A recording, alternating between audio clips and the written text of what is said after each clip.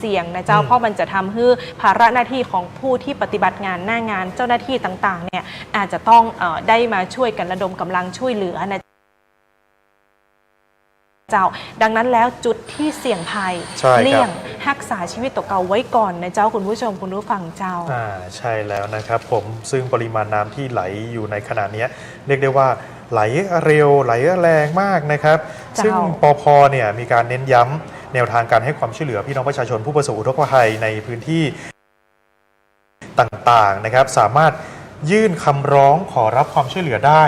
เช่นเดียวกันมี2ช่องทางนะครับก็คือยื่นไปที่องค์กรปกครองส่วนท้องถิ่นก็ได้แล้วก็ทางผ่านเว็บไซต์ของปภ.ก็ได้ตอนนี้ทาง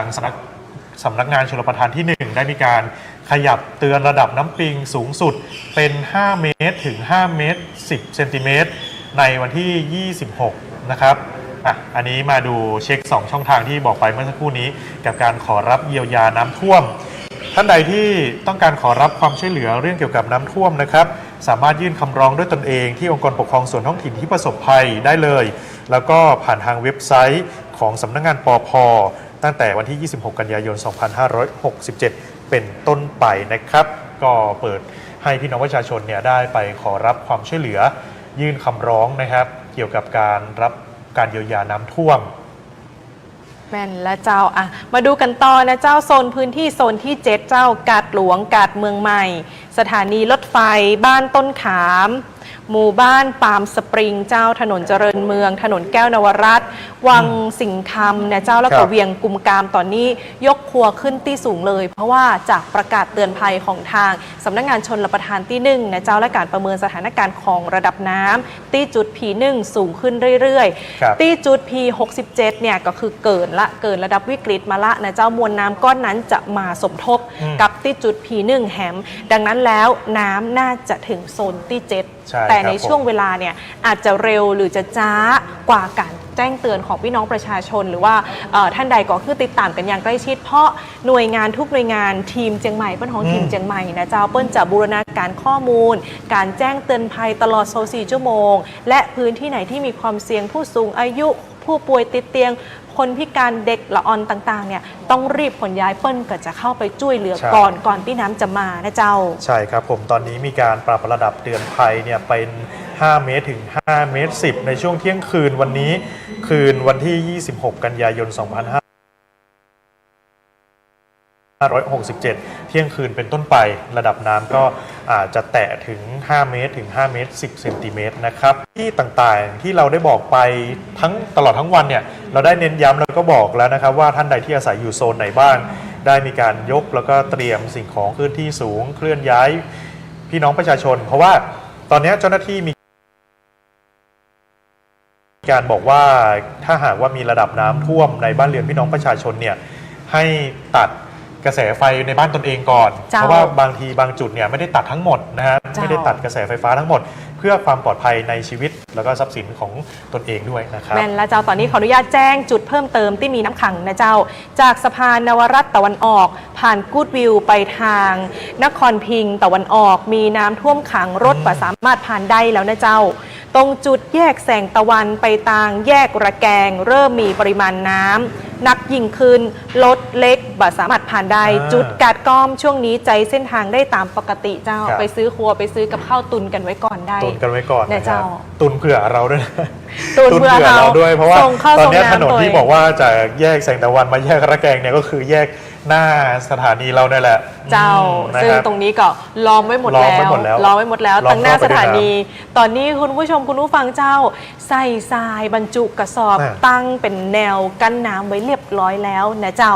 เดี๋ยวแหมสักกรรมนึงเจ้าคุณผู้ชมคุณผู้ฟังเจ้าจะมีการโฟนอินเข้ามาจากผู้สื่อข่าวของสวท.เชียงใหม่คุณคมสันคำวงนะเจ้าถ้าพร้อมแล้วเดี๋ยวเราจะได้นำทุกท่านไปรับฟังรายงานสดๆกันเลยนะเจ้าจากทางผู้สื่อข่าวสวท.เชียงใหม่แหมสักกรรมนึงเจ้าครับผมซึ่งการแจ้งเตือนต่างๆนะครับฟังหน่วยงานราชการไว้ข้อมูลข่าวสารเนี่ยถูกต้องอย่างแน่นอนถึงแม้ว่าตอนนี้ทางผู้ว่าราชการจังหวัดเชียงใหม่ออกมาบอกหลายจุดก็อาจจะไม่ท่วมแบบนี้แต่พี่น้องประชาชนบอกว่าเอ๊ะไม่ท่วมได้ยังไงเนี่ยน้ำมาแล้วทางทุกท่านเนี่ยที่เป็นหน่วยงานที่เกี่ยวข้องเนี่ยเขามีการ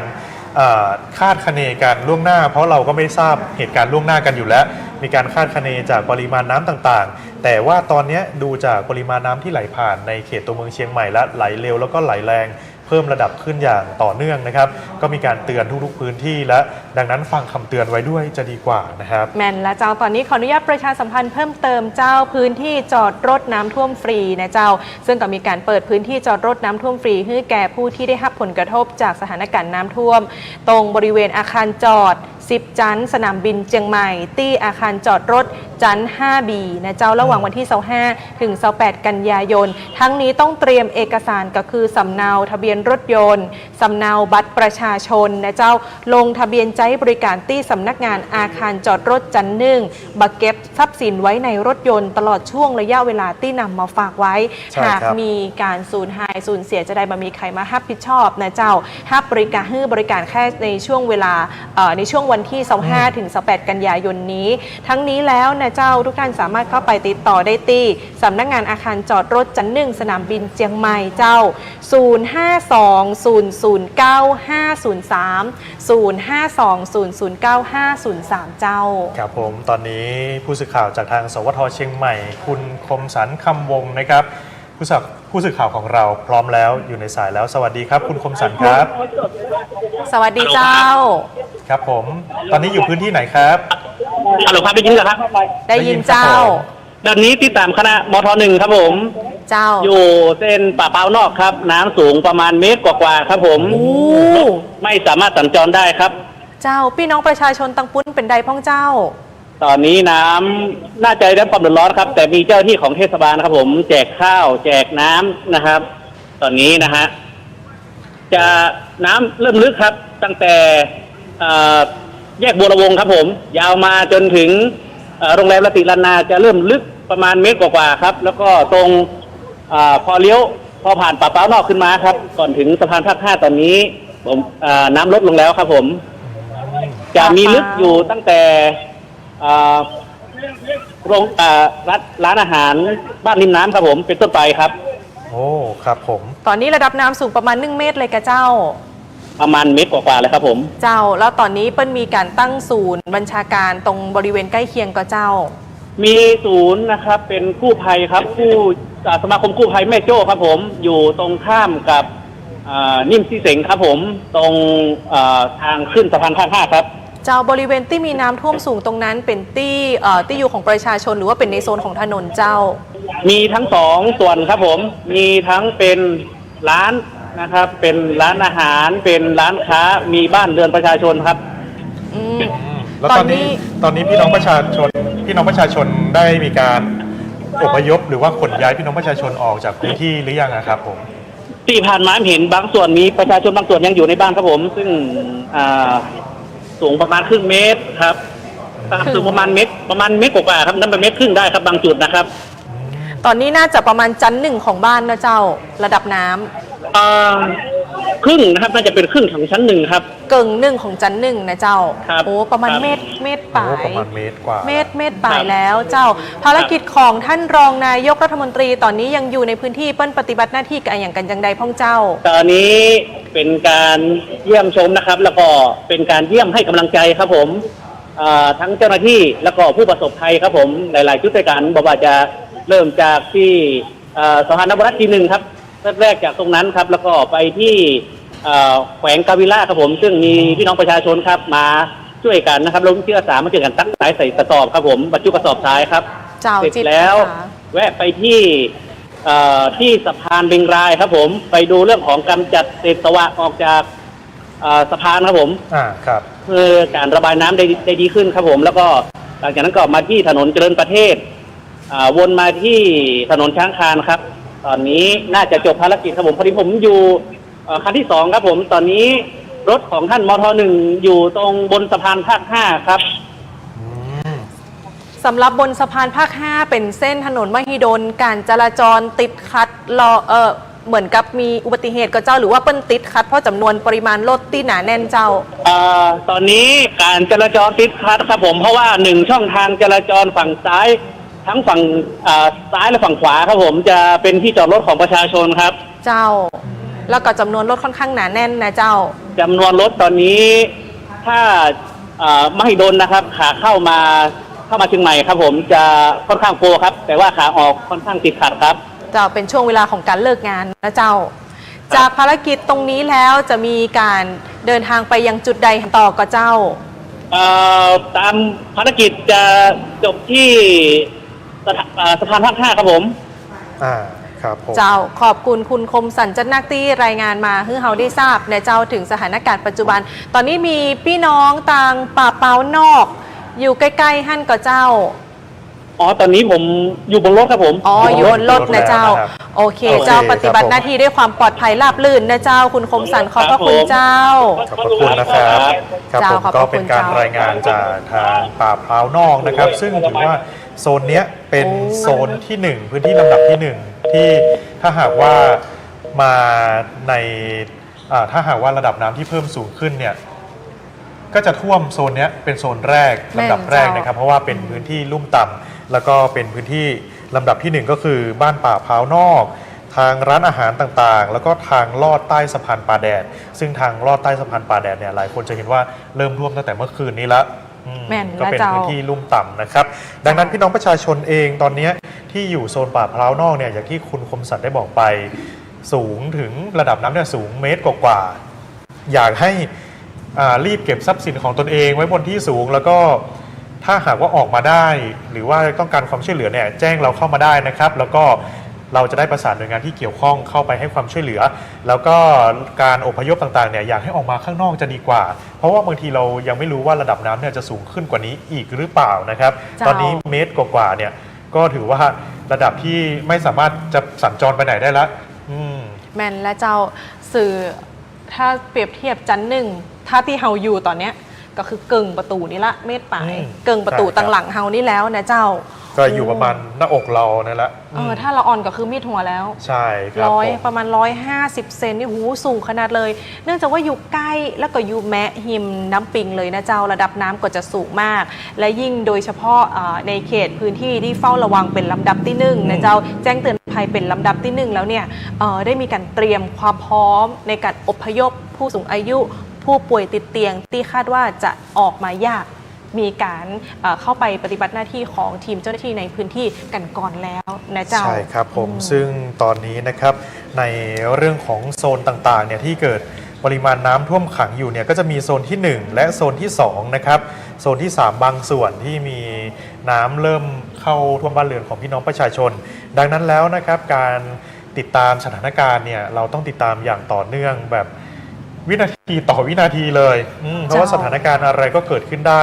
ตอนนี้ระดับน้ำในแม่น้ำปิงเองก็เรียกได้ว่าเพิ่มสูงขึ้นอย่างต่อเนื่อง โดยเฉพาะจุดที่เป็นจุด P67 ที่จุดวัดระดับแม่แต่อำเภอสันทรายนะครับเขาบอกว่าการที่จะดูปริมาณน้ำที่จะเข้ามาในตัวเมืองเชียงใหม่เนี่ยต้องดูหลายจุดด้วยกัน แต่จุดเนี้ยจุด P67 เนี่ยจะเป็นต้นของต้นแม่น้ำปิงบริเวณนั้นถ้าหากว่าจุดนั้นมีปริมาณน้ำที่เพิ่มสูงขึ้นเรื่อยๆอย่างต่อเนื่องแน่นอนว่าระดับน้ำในตัวเมืองเชียงใหม่ก็จะเพิ่มขึ้นตามแล้วก็ปริมาณน้ำเนี่ยก็จะเพิ่มขึ้นมวลน้ำก็จะไหลเข้ามาเพิ่มขึ้นนะครับเจ้าระหว่างนี้เราจะขึ้นภาพบรรยากาศนะเจ้าสถานการณ์น้ำถ้าอู้ถึงตรงบริเวณสะพานภาค 5 แล้วพี่น้องข้าราชการตำรวจออกมาบัตตันออกมาบัตตันตอนเมื่อเช้าแต่ตอนนี้มีการนำเรือไปขนย้ายมาแล้วนะเจ้าใช่ครับผมจะเห็นว่าด้านในรั้วเนี่ยก็จะเป็นตำรวจภูธรภาค 5นะครับสำนักงานอยู่ตรงนั้นตอนนี้น้ำเข้าท่วมขังเต็มพื้นที่เลยในช่วงนี้ทางท่านรองนายกรัฐมนตรีอนุทินชาญวิรกุลก็ลงพื้นที่เนี่ยเจ้าให้กำลังใจแล้วก็ดูสถานการณ์น้ำตรงบริเวณสะพานภาค 5เมื่อสักครู่นี้ก็มีภาพบรรยากาศมาให้ทุกท่านได้รับชมกันแล้วตอนนี้ตั้งหลังเฮาฝนลงมาแล้วเจ้าเมฆก้อนดำขลึแต่เจ้าตอนช่วงที่เฮาเข้ารายการใหม่ๆนะเจ้าลงมาเรียบร้อยแล้วนะเจ้าคุณผู้ชมคุณผู้ฟังเจ้าตอนนี้นะครับจะเห็นว่าสายฝนเนี่ยเริ่มโปรยปลายลงมาในตัวเมืองเชียงใหม่และจากกล้องที่เห็นอยู่ในขณะนี้นะครับเป็นบริเวณด้านหลังของเราถ้าเกิดว่ามองข้ามหลังคาอาคารส่วนเทคนิคของสำนักประชาสัมพันธ์เขต 3ไปเนี่ยก็จะเห็นทิวเขาของดอยสุเทพนะครับตอนนี้ขาวโพลนไปด้วยละอองฝน ฝนตกลงมาแหมแล้วนะเจ้าอันนี้เป็นภาพมุมสูงฮือได้เห็นกันนะเจ้าเป็นภาพมุมสูงฮือได้หันกันนะเจ้าโอ้เมฆที่ดำตอนแรกนี่อยู่มุมขวาเคลื่อนย้ายมาปกคลุมเรียบร้อยแล้วเจ้าคุณผู้ชมคุณผู้ฟังเจ้าท่านใดที่ถ้าฟังกันอยู่ทางสถานีวิทยุกระจายเสียงแห่งประเทศไทยสวทเชียงใหม่ FM 93.25 เมกะเฮิรตซ์ก็ดี FM 98.0 ก็ดีนะเจ้าแล้วก็ AM 639 ก็ดีสามารถติดตามได้แห่งเพจหนึ่งนะเจ้าเพจของสวทเชียงใหม่ PRD แล้วก็เพจของสำนักประชาสัมพันธ์เขต 3 กรมประชาสัมพันธ์อยู่เป็นเปื้อนคุณผู้ชมคุณผู้ฟังตลอดช่วงรายการของการเกาะติดสถานการณ์อุทกภัยตอนนี้เม็ดฝนโปรยปรานลงมาแล้วนะเจ้าลงมาแล้วนะเจ้าสำหรับคันดินต่างๆคันกระสอบทรายที่เฮากั้นไว้นะเจ้าคันกระสอบทรายเนาะผนังกั้นน้ำ ต้องเอาไปเฮากั้นโดยเป็นผนังกั้นน้ำกระสอบทรายก็เรียงคันลึกเลยเจ้าเรียงเป็นผรึบเลยนะเจ้าคุณผู้ฟังคุณผู้ชมเจ้าเฮาก่อด้านหลังนี้นะเจ้าฝนตกลงมาเฮาไปดูภาพบรรยากาศมุมสูงกันพ่องถนนสมโพธิ700 ปีเจ้าอันนี้เป็นเส้นสมโพธิ700 ปีนะเจ้าเป็นเส้นถนนสมโพธิ700 ปีหรือว่าโซนโกลบอลเฮาส์นะครับใกล้ๆกับเวียงกุมกามตอนนี้ปริมาณน้ำได้ขึ้นมาบนผิวการจราจรก็ทำให้การจราจรเนี่ยติดขัดพอสมควรแต่ว่าสามารถขับผ่านได้แต่ต้องใช้ความระมัดระวังด้วยนะครับทำให้มีการจราจรที่ติดขัดทั้งสองฝั่งเลยจะเห็นปริมาณน้ำที่เพิ่มขึ้นมาเลนซ้ายสุดเนี่ยเรียกได้ว่าจะระดับสูงหน่อยเพราะว่าการทำถนนเขาจะทำให้ตรงกลางสูงกว่าเลนซ้ายเพื่อการระบายน้ำนะครับแต่ว่าตอนนี้น้ำก็ท่วมขังผิวการจราจรเป็นที่เรียบร้อยแล้วใครที่ขับรถผ่านบริเวณแถวนั้นก็ใช้ความระมัดระวังด้วยนะครับเจ้าคุณผู้ชมคุณผู้ฟังก็ยังอยู่กันในรายการเกาะติดสถานการณ์อุทกภัยภาคเหนือนะเจ้าตอนนี้ขออัปเดตระดับน้ำเจ้าที่จุดP1ขึ้นไปที่4 เมตร 66 เซนติเมตรแล้วเจ้าคุณผู้ชมคุณผู้ฟังเจ้าเพิ่มมาจากชั่วโมงที่แล้วประมาณ5 เซนติเมตรด้วยกันนะครับระดับน้ำเพิ่มขึ้นชั่วโมงละประมาณเฉลี่ยแล้ว5 เซนติเมตรเหมือนตะว่าเลยเหมือนตะว่าช่วงแรงๆจะเฮาติดตามสถานการณ์แล้วก็ระดับน้ำปิงเนี่ยลุ้นกันว่าจะแตะ 3.7 3.9 ก่อนนะเจ้าตะวันนี้นะเจ้าช่วงเวลาประมาณนี้เลยนะเจ้าก็แตะในจุดวิกฤตซึ่งตอนนี้คุณผู้ชมคุณผู้ฟังทุกท่านเจ้าที่ไปติดตามสถานการณ์หิมน้ำปิงอยากจะขอด้วยความระมัดระวังต้องอยู่ในจุดที่ปลอดภัยค่ะไม่อยากให้เกิดอันตรายอย่างขึ้นตัวนะเจ้าใช่ครับผมถ้าเกิดว่าน้ำท่วมขังสูงๆเนี่ยอย่าไปอยู่จอดดูบริเวณนั้นนะครับเพราะว่าอาจจะเกิดอันตรายได้นะครับอยากฝากเตือนให้กับพี่น้องประชาชนด้วยเนี่ยสิ่งที่เรากังวลอย่างหนึ่งก็คืออย่างที่บอกว่าข้างหลังเนี่ยฝนตกใช่ไหมครับคืนนี้ถ้าเกิดตกหนักลงมาอีกเราก็ต้องมีการลุ้นกันอีกว่าพื้นที่ไหนจะเกิดน้ำท่วมขังเพิ่มอีกบ้างนะครับดังนั้นพี่น้องประชาชนต้องฝากประชาสัมพันธ์ทุกพื้นที่เลยทุกพื้นที่เจ้าตอนนี้เฝ้าระวังด้วยนะครับอย่างของผมเนี่ยเมื่อช่วงเช้าออกมาจากทางสันกำแพงเจ้าก็เจอกับปริมาณน้ำที่ขึ้นมาท่วมทุ่งนาเต็มทุ่งเลยนะครับดังนั้นไม่ว่าจะเป็นแม่น้ำสาขาเองน้ำฝนเองก็มีส่วนนะน้ำฝนถ้าตกลงมาหนักทั้งคืนเนี่ยก็มีส่วนที่จะทำให้น้ำท่วมขังได้นะครับแม่นและเจ้าเดี๋ยวเราจะไปติดตามสถานการณ์กันในพื้นที่อื่นๆกันพ้องนะเจ้ามีสถานการณ์จากเวียงกุมกามมีกระเจ้าทางทีมงานแจ้งมาว่าเดี๋ยวพาไปดูต่างเวียงกุมกามวัดเจดีเลียมนะเจ้าก็จะมีสถานการณ์กันอยู่ตอนนี้ทางด้านของแม่แตงนะเจ้าส่งข่าวมาในไลน์กลุ่มละเปิ้ลบอกว่าทางด้านของแม่แตงเนี่ยได้สั่งการให้เทศบาลตำบลแม่แตงนะเจ้าโดยท่านในอำเภอและก็บูรณาการร่วมกันกับฝ่ายปกครองตำบลแม่แตงช่วยกันป้องกันและแก้ไขปัญหาอุทกภัยดินโคลนถล่มน้ำป่าไหลหลากโดยเนื่องจากเกิดเหตุดินสไลด์เจ้าทำให้เสาไฟฟ้าต้นไม้หักโค่นลงมาขวางทางบริเวณถนนบ้านหัวปลาแห่และก็ห้วยซานเขตติดต่อกับตำบลแม่แตงกึดจางได้มีการประสานการไฟฟ้าส่วนภูมิภาคสาขาแม่แตงฝ่ายปกครองสมาชิกสภาเทศบาลต่างๆผู้นำชุมชนเข้าไปตรวจสอบและก็เคลียร์พื้นที่นะเจ้าโดยมีการประสานขอความอนุเคราะห์เครื่องจักรกลไปยังบริษัทเอกชนนะเจ้าเพื่อสนับสนุนเพื่อเข้ามาช่วยในการแก้ไขแล้วก็กู้สภาวะเพื่อปิกมาเป็นปกติเพราะในกรณีที่มีดินสไลด์ต้นไม้หักโค่นอย่างเงี้ยเจ้าต้องใช้เครื่องจักรขนาดใหญ่เข้าไปในการเคลียร์พื้นที่เพื่อสัญจรไปมาได้อย่างปกติเจ้าครับเขาบอกว่านี่มี1เพจนั่นก็คือเชียงใหม่นิวส์ได้ลงเพจคำว่าจะไปไม่มีจริงจะไปจะไปกำเมืองขับรถ ลง เจ้า ลุยน้ำไปเลยนะครับ นี่ภาพที่เห็นตอนนี้เป็นโซนของเวียงกุมกามนะครับ เจ้า แถววัดเจดีย์เหลี่ยมที่เราได้บอกไปว่าเกิดสถานการณ์น้ำเนี่ยได้เข้าท่วมโบราณสถานหลายแห่งนะครับ แล้วก็วัดวาอารามต่างๆเนี่ยได้รับผลกระทบเช่นเดียวกัน ซึ่งบริเวณนี้ก็เป็นช่วงของวัดเจดีย์เหลี่ยมอยู่ริมกับเกือบจะติดกับแม่น้ำปิงเลยนะครับ แม่นเจ้า ซึ่งตรงนี้เนี่ยเป็นโบราณสถานเป็นเมืองโบราณเนาะคุณผู้ฟังเนาะเป็นเมืองโบราณเจ้ามีโอกาสได้ไปแอลไล่รอบขนาดเลยนะเจ้าก็จะไปที่วัดจังกามนะเจ้าแล้วก็มีโอกาสได้ไปกราบสักการะนะเจ้ารูปปั้นของ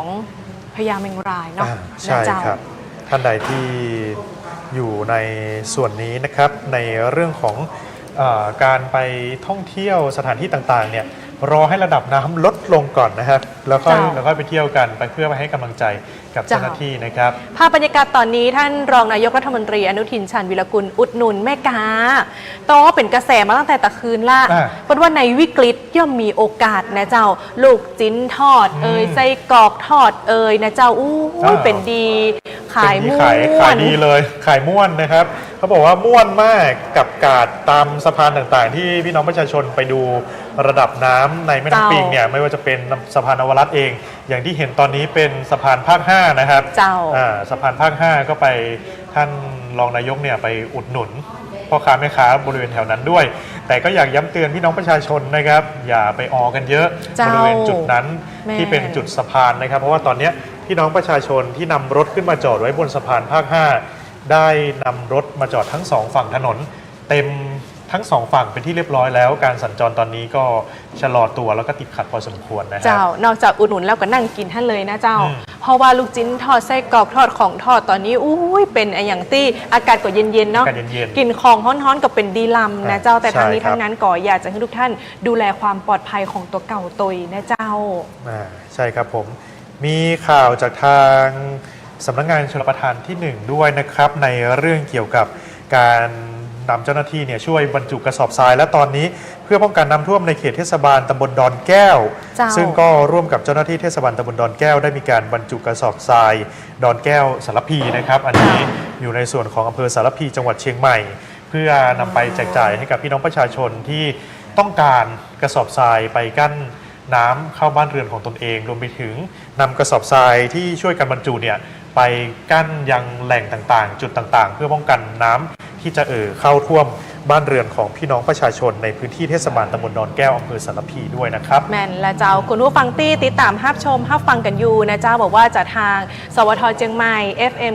93.25 เมกะเฮิรตซ์ FM 98 เมกะเฮิรตซ์และ AM 639 กิโลเฮิรตซ์นะเจ้าและติดตามภาพชมกันอยู่ทางเพจของสำนักประชาสัมพันธ์เขต3กรมประชาสัมพันธ์ก็ดีทางเพจของสวทเชียงใหม่ PRD ก็ดีนะเจ้าทักทายคอมเมนต์นะเจ้าโทรศัพท์เข้ามารายงานสถานการณ์กันได้ในช่วงนี้อยากจะทราบสถานการณ์ในพื้นที่ของอำเภอต่างๆที่กำลังประสบอุทกภัยกันอยู่นะเจ้าบอกว่าพ่อแม่พี่น้องเป็นจะได้กันพ้องได้รับการช่วยเหลือกันยังใดพ้องนะเจ้าโทรเข้ามาอู้จากกับเฮาได้ตี้หมายเลขโทรศัพท์0532841178เจ้า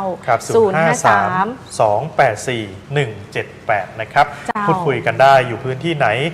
ประสบภัยน้ำท่วมอยู่จุดไหนและต้องการความช่วยเหลือหรือว่าออกได้ออกไม่ได้จะอพยพไปอยู่พื้นที่ไหนก็สามารถแจ้งเราเข้ามาได้นะครับฝากไว้อีกอย่างหนึ่งพี่น้องประชาชนฝากมาย้ำเตือนกันอย่างต่อเนื่องเลยนะครับสำหรับเรื่องเกี่ยวกับการไปดูน้ำเนี่ยเขาบอกว่าอยากให้เจ้าหน้าที่ประสานทางเทศบาลช่วยเอาแผงกั้นมาให้รถยนต์ที่ผ่านเข้าถนนเจริญประเทศใครที่ไปดูน้ำก็ทำให้คลื่นน้ำเนี่ยตีเข้าบ้านเรือนพี่น้องประชาชนเป็นการซ้ำเติมผู้ประสบภัยไปอีกนะครับอยากย้ำเตือนให้กับหลายๆท่านที่จะขับขี่รถไม่ว่าจะเป็นรถจักรยานยนต์รถยนต์เองเนี่ยที่จะไปดูระดับน้ำเนี่ยติดตามผ่านทางออนไลน์ตอนนี้ได้ง่ายสุดนะครับมีการอัปเดตอยู่ตลอดเวลาไม่ต้องไปถึงจุดนะบางทีไปถึงแล้วอาจจะเป็นผู้ประสบภัยเองก็ได้เพราะว่าตอนนี้ระดับน้ำเพิ่มสูงขึ้นอย่างต่อเนื่องนะครับเจ้าเดี๋ยวจะขออนุญาตไล่ดูตังคอมเมนต์กันหน่อยนะเจ้า คุณผู้ชมคุณผู้ฟังที่ติดตามรับชมรับฟังกันอยู่กับรายการพิเศษของเฮาก็ติดสถานการณ์อุทกภัยภาคเหนือนะเจ้าตอนนี้ท่านใดที่รับชมรับฟังกันอยู่เอ่ยกันเข้ามาได้นะเจ้า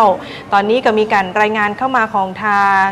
แฟนๆของเพจสำนักประชาสัมพันธ์เขต 3กรมประชาสัมพันธ์แล้วก็ของสวทเชียงใหม่อย่างต่อเนื่องนะเจ้าท่านใดที่ติดตามรับชมรับฟังกันอยู่โซนไหนแล้วน้ำเป็นจะได้พ่องนะเจ้าน้ำเจียงดาวแม่แตงคืนนี้จะเพิ่มขึ้นแหม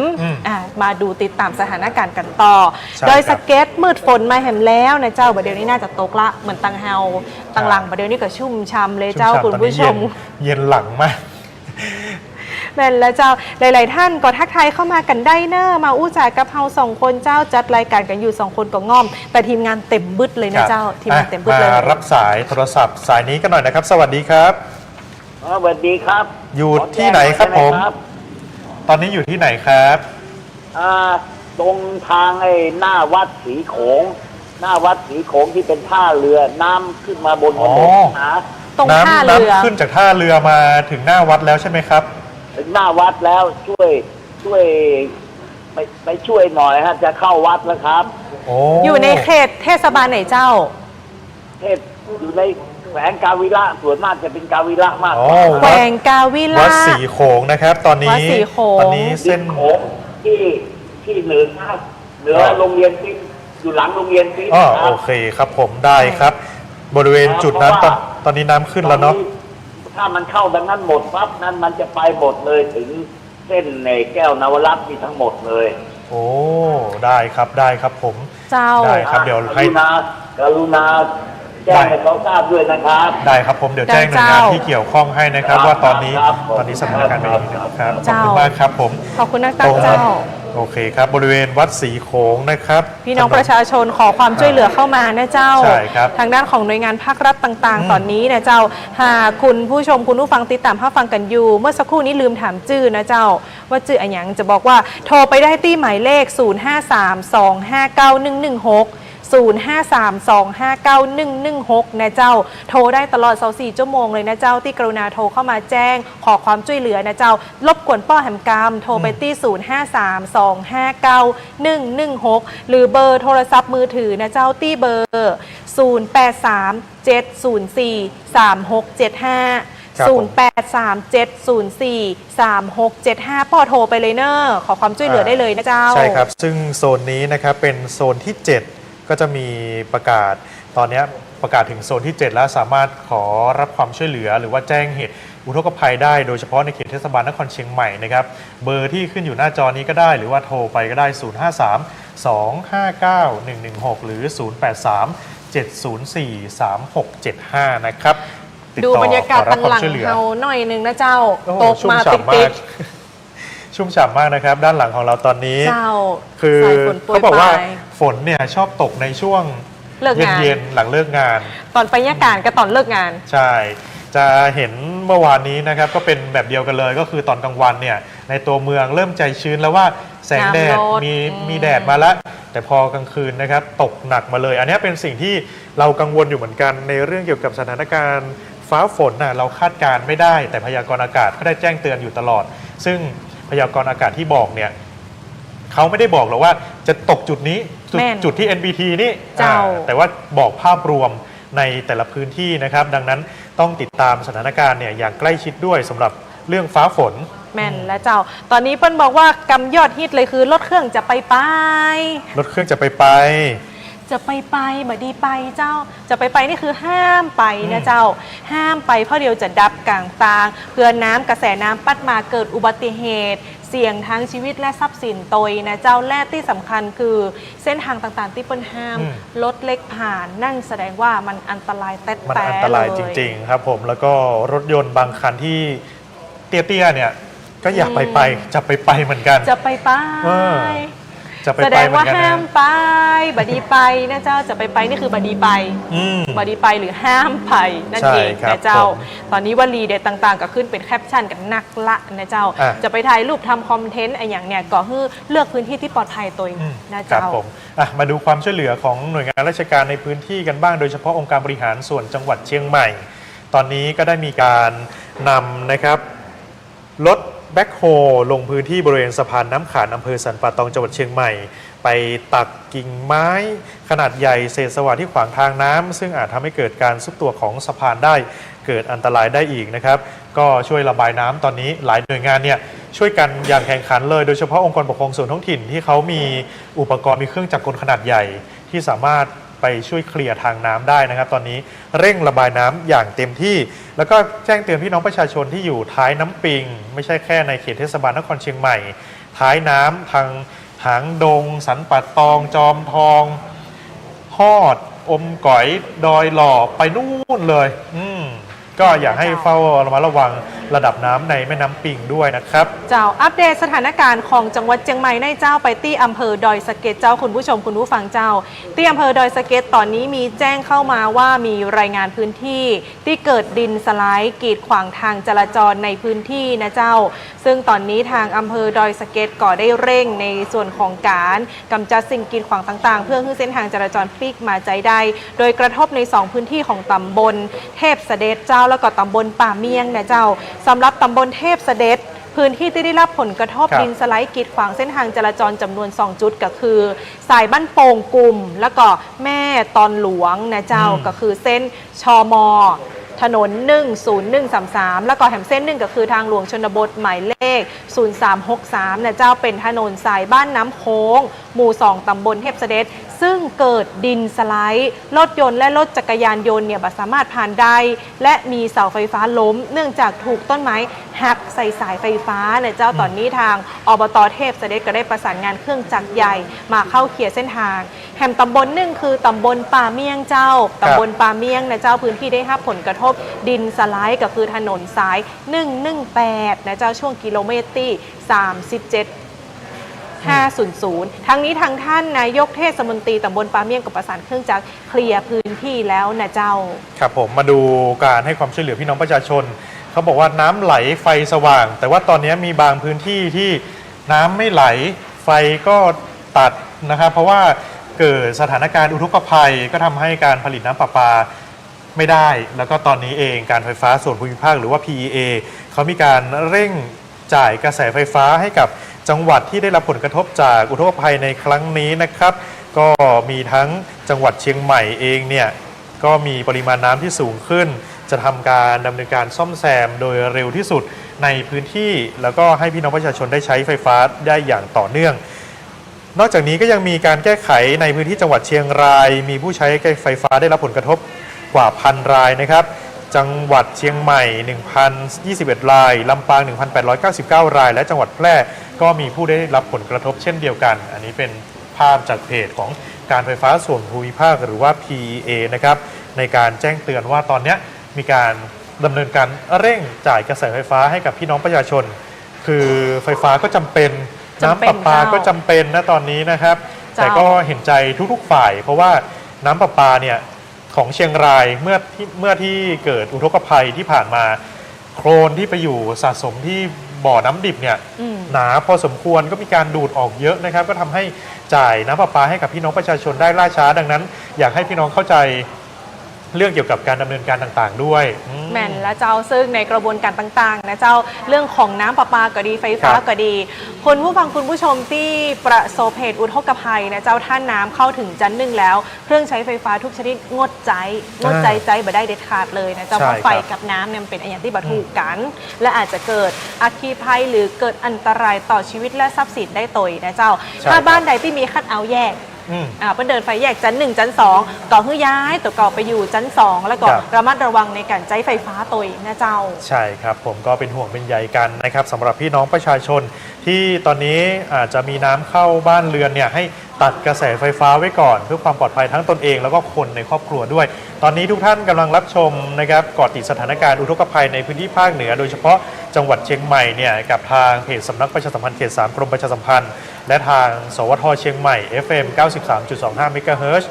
AM 98 เมกะเฮิรตซ์และขออภัยครับ FM 98 เมกะเฮิรตซ์และ AM 639กิโลเฮิรตซ์639กิโลเฮิรตซ์นะครับสามารถติดตามได้ตลอดทั้งคืนเลยในวันนี้กับเรานะครับแม่นและเจ้าอยู่กันยาวๆเลยเจ้าคุณผู้ชมคุณผู้ฟังเจ้าของสองคนก็ยังจะมีการพัดเปลี่ยนหมุนเวียนกับทีมงานของกรมประชาสัมพันธ์นะเจ้ามาอยู่เป็นเพื่อนคุณผู้ฟังแล้วก็รายงานสถานการณ์อัปเดตสถานการณ์ล่าสุดโดยเฉพาะเรื่องของน้ำท่วมแล้วก็ระดับน้ำนะเจ้าตอนนี้มาดูบรรยากาศของเทศบาลเมืองละปูนกันพ่องนะเจ้าละปูนก็อ่วมตึงบ้านที่บะเขือแจ้ตอนนี้ในอำเภอเมืองนะเจ้าอำเภอเมืองละปูนก็หิมน้ำควงกับแม่นตึงแตกละลิมปิงจื้อก็บอกว่าหิมปิงฮับน้ำจากเจียงใหม่มาเต็มเลยเจ้าตอนนี้ในแถบของอนุสาวรีย์ครูบาเจ้าศรีวิชัยตรงสะพานขวดศรีวิชัยนั่นนะเจ้าก็ท่วมเต็มแล้วพี่น้องประชาชนหลายภาคส่วนก็ได้รับความช่วยเหลือและเยียวยาจากหน่วยงานภาครัฐนะเจ้าก็จะมีทางปพพมกาชาตินะเจ้าซึ่งทางสำนักงานประชาสัมพันธ์จังหวัดละปูนเองเปิ้ลก็ได้ขึ้นในเบอร์ติดต่อนะเจ้าเกี่ยวกับการขอความช่วยเหลือเนาะซึ่งการขอความช่วยเหลือของพี่น้องประชาชนที่อยู่จังหวัดละปูนนะเจ้าสำหรับที่อยู่จังหวัดละปูนนั้นนะเจ้าก็สามารถที่จะโทรเบอร์โทรที่ทางสำนักงานประชาสัมพันธ์จังหวัดละปูนของเฮานะเจ้าได้ขึ้นรายละเอียดไว้ซึ่งตอนนี้ฝนก็ไล่หลังมาติ๊กๆละคุณผู้ชมคุณผู้ฟังเจ้าซึ่งท่านใดที่ต้องการความช่วยเหลือนะครับหรือว่าติดต่อหน่วยงานต่างๆที่เกี่ยวข้องเนี่ยสามารถติดต่อไปได้ที่เพจของไปดูได้ที่เพจของสำนักงานประชาสัมพันธ์จังหวัดลำพูนตอนนี้มีเบอร์โทรศัพท์เนี่ยรวบรวมไว้ทุกอำเภอทุกแห่งเลยนะครับแล้วก็ทุกหน่วยงานที่เกี่ยวข้องให้ทุกท่านได้เข้าไปติดตามกันด้วยนะครับเจ้าลักๆแล้วก็คือสายด่วนปพทุกจังหวัดเจ้า1784ติดต่อได้ตลอด24ชั่วโมงศูนย์บัญชาการเหตุการณ์ของจังหวัดละปูนคือหมายเลข053 562 963 053 562 963นะเจ้าแน่นอนเจ้า191ตำรวจภูธรจังหวัดละปูนนะเจ้าท่านใดที่อยู่ในเขตอุทยานก็สามารถโทรสายด่วน1362ถ้ามีอุบัติเหตุหรือประสบเหตุประสบภัยบนเส้นทางหลวงของละปูนก็โทรสายด่วน1586นะเจ้าแล้วก็เส้นทางหลวงชนบทละปูนสายด่วน1146เจ้าครับเมื่อสักครู่นี้มีการแจ้งเตือนนะครับจากทางจังหวัดลำพูนด้วยในเรื่องเกี่ยวกับชลประทานลำพูนได้มีการเตือนนะครับประมาณ4 ทุ่มของคืนนี้แม่น้ำปิงจะสูงขึ้นจากเดิมอีกประมาณ30เซนติเมตรจากนั้นจะคงอยู่ราวๆ 2-3 ชั่วโมงและค่อยๆลดระดับต่อไป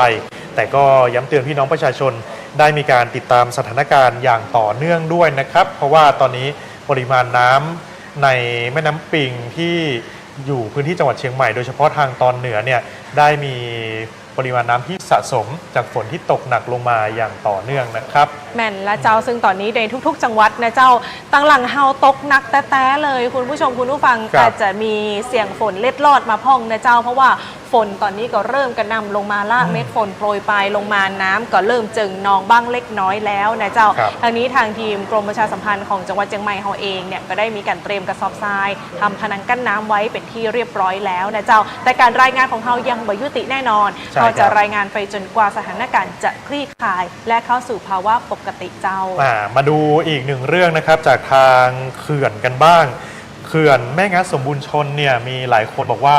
เขาจะมีการปล่อยน้ำออกหรือเปล่านะครับตอนนี้ทางประกาศจากโครงการส่งน้ำและบำรุงรักษาแม่แฝกแม่งัดสมบูรณ์ชนได้มีการแจ้งเตือนสถานการณ์ในเขื่อนแม่งัดสมบูรณ์ชนนะครับเรื่องนี้สถานการณ์น้ำณวันที่25กันยายนก็คือวันนี้นะครับ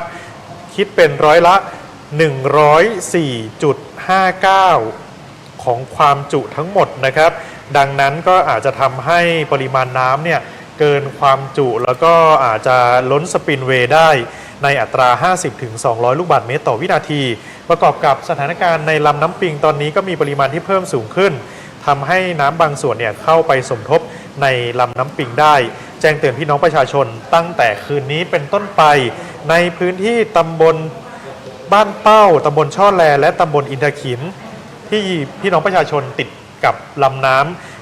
ำที่เป็นลำน้ำแม่งัดเนี่ยนะครับได้ติดตามเฝ้าระวังสถานการณ์อย่างใกล้ชิดด้วยตั้งแต่1 นาฬิกาของวันที่26 กันยายน คืนนี้เป็นต้นไปนะครับแม่นและเจ้าสำหรับในช่วงนี้คุณผู้ชมคุณผู้ฟังได้ติดตามรับชมรับฟังกันอยู่ในพื้นที่อำเภอใดของจังหวัดเชียงใหม่บ้านใกล้เรือนเคียงจังหวัดลำพูนก็ดีนะเจ้าโทรเอิญเข้ามาในรายการร่วมรายงานสถานการณ์ปัจจุบันกันฮือทับทราบกันได้นะเจ้าทางหมายเลขโทรศัพท์ 0532841178 0532841178 เจ้าครับผมยังอยู่กันยาวๆนะครับสำหรับการรายงานสถานการณ์อุทกภัยในพื้นที่นะครับซึ่งตอนนี้ระดับน้ำในแม่น้ำปิงเนี่ยก็เรียกได้ว่าสูงพอสมควร4 เมตร 66 เซนติเมตรแล้วนะครับเมื่อเวลา 5 โมงเย็นตอนนี้เลยนะครับเจ้าซึ่งตอนนี้เรามาเช็คระดับน้ำกันก็ยังคงอยู่ที่4 เมตร 66 เซนติเมตรนะเจ้าสำหรับการเรื่องของการบริหารจัดการเรื่องแจกกระสอบทรายนะเจ้าเดี๋ยวเราจะขออนุญาตประชาสัมพันธ์ในภาพรวมของทางจังหวัดเชียงใหม่นะเจ้าเปิ้ลก็มีจุดรับกระสอบทรายกันทั้งหมด6จุดเตกันเนี่ยเจ้าคุณผู้ฟังที่อยู่ในเขตตำบลบวกกลางที่เทศบาลตำบลบวกกลางสำนักงานเก่านะเจ้าสามารถติดต่อรับกระสอบทรายกันได้จดเบอร์โทรนะแม่เนอร์053-384-934เจ้า053-384-934นะเจ้าอันนี้ที่เทศบาลตำบลบวกค้างที่สำนักงานของเปิ้ลนี่เป็นสำนักงานเก่านะเจ้าไปฮับกระสอบทรายกันได้ที่ต้นเปาเจ้าเทศบาลเมืองต้นเปาสามารถที่จะฮับได้ที่งานป้องกันโทรสอบถามกันก่อนได้เนอะที่หมายเลข 08282829908282871999 เจ้าที่ตำบลสันกลางเทศบาลตำบลสันกลางนะเจ้าจะมีที่วัดบ้านมอนหมู่1วัดศรีมารามหมู่2โทรไปสอบถามกันได้ที่หมายเลข 0819605551 พี่น้องสันกลางจดเนอร์0819605551 เจ้าไปกันต่อที่ตำบลห้วยทรายเทศบาลตำบลห้วยทรายนะเจ้าข้างห้องป้องกันสามารถฮับกระสอบทรายได้โทรไปสอบถามกันได้ที่หมายเลข053-101-589 เจ้ามาตี้สันกำแพงกันท่องนะเจ้าที่สันกำแพงก็มีหลายตี้อยู่ครับผมมีท่านผู้ชมทางบ้านผู้ชมผู้ฟังทางบ้านนะครับได้มีการโทรศัพท์เข้ามาตอนนี้อยู่ในสายแล้วสวัสดีครับสวัสดีเจ้าเดี๋ยวโทรเข้ามาใหม่นะเจ้าสักครู่หนึ่งเดี๋ยวโทรเข้ามาใหม่นะเจ้าคุณผู้ฟังเจ้าครับผมก็เป็นการแจ้งเตือนนะครับให้กับทุกท่านได้ติดตามนะครับสำหรับในเรื่องของพยากรณ์อากาศด้วยตอนนี้ปริมาณน้ำฝนเนี่ยเรียกได้ว่าตกหนักในหลายพื้นที่เลยนะครับโดยเฉพาะพื้นที่ภาคเหนือของเราต้องมีการเฝ้าระวังอย่างต่อเนื่องด้วยซึ่งหลายจังหวัดก็เรียกได้ว่าตกมากสุดเนี่ยมากถึง 60% ของพื้นที่นะครับแม่นและเจ้าสำหรับปริมาณฝนวันนี้นะเจ้า60%นะเจ้าของพื้นที่แน่นอนเจ้าว่า60%ส่วนหนึ่งก็คือตังหลังเฮานี่แหละ ตกลงมาแล้วนะเจ้าที่ทางสำนักประชาสัมพันธ์เขต3กรมประชาสัมพันธ์นะเจ้า60%ของพื้นที่นะเจ้าก็อยู่ที่เชียงใหม่ลำพูนลำปางนะครับมีการเฝ้าระวังเรื่องเกี่ยวกับฝนฟ้าคะนอง60%ของพื้นที่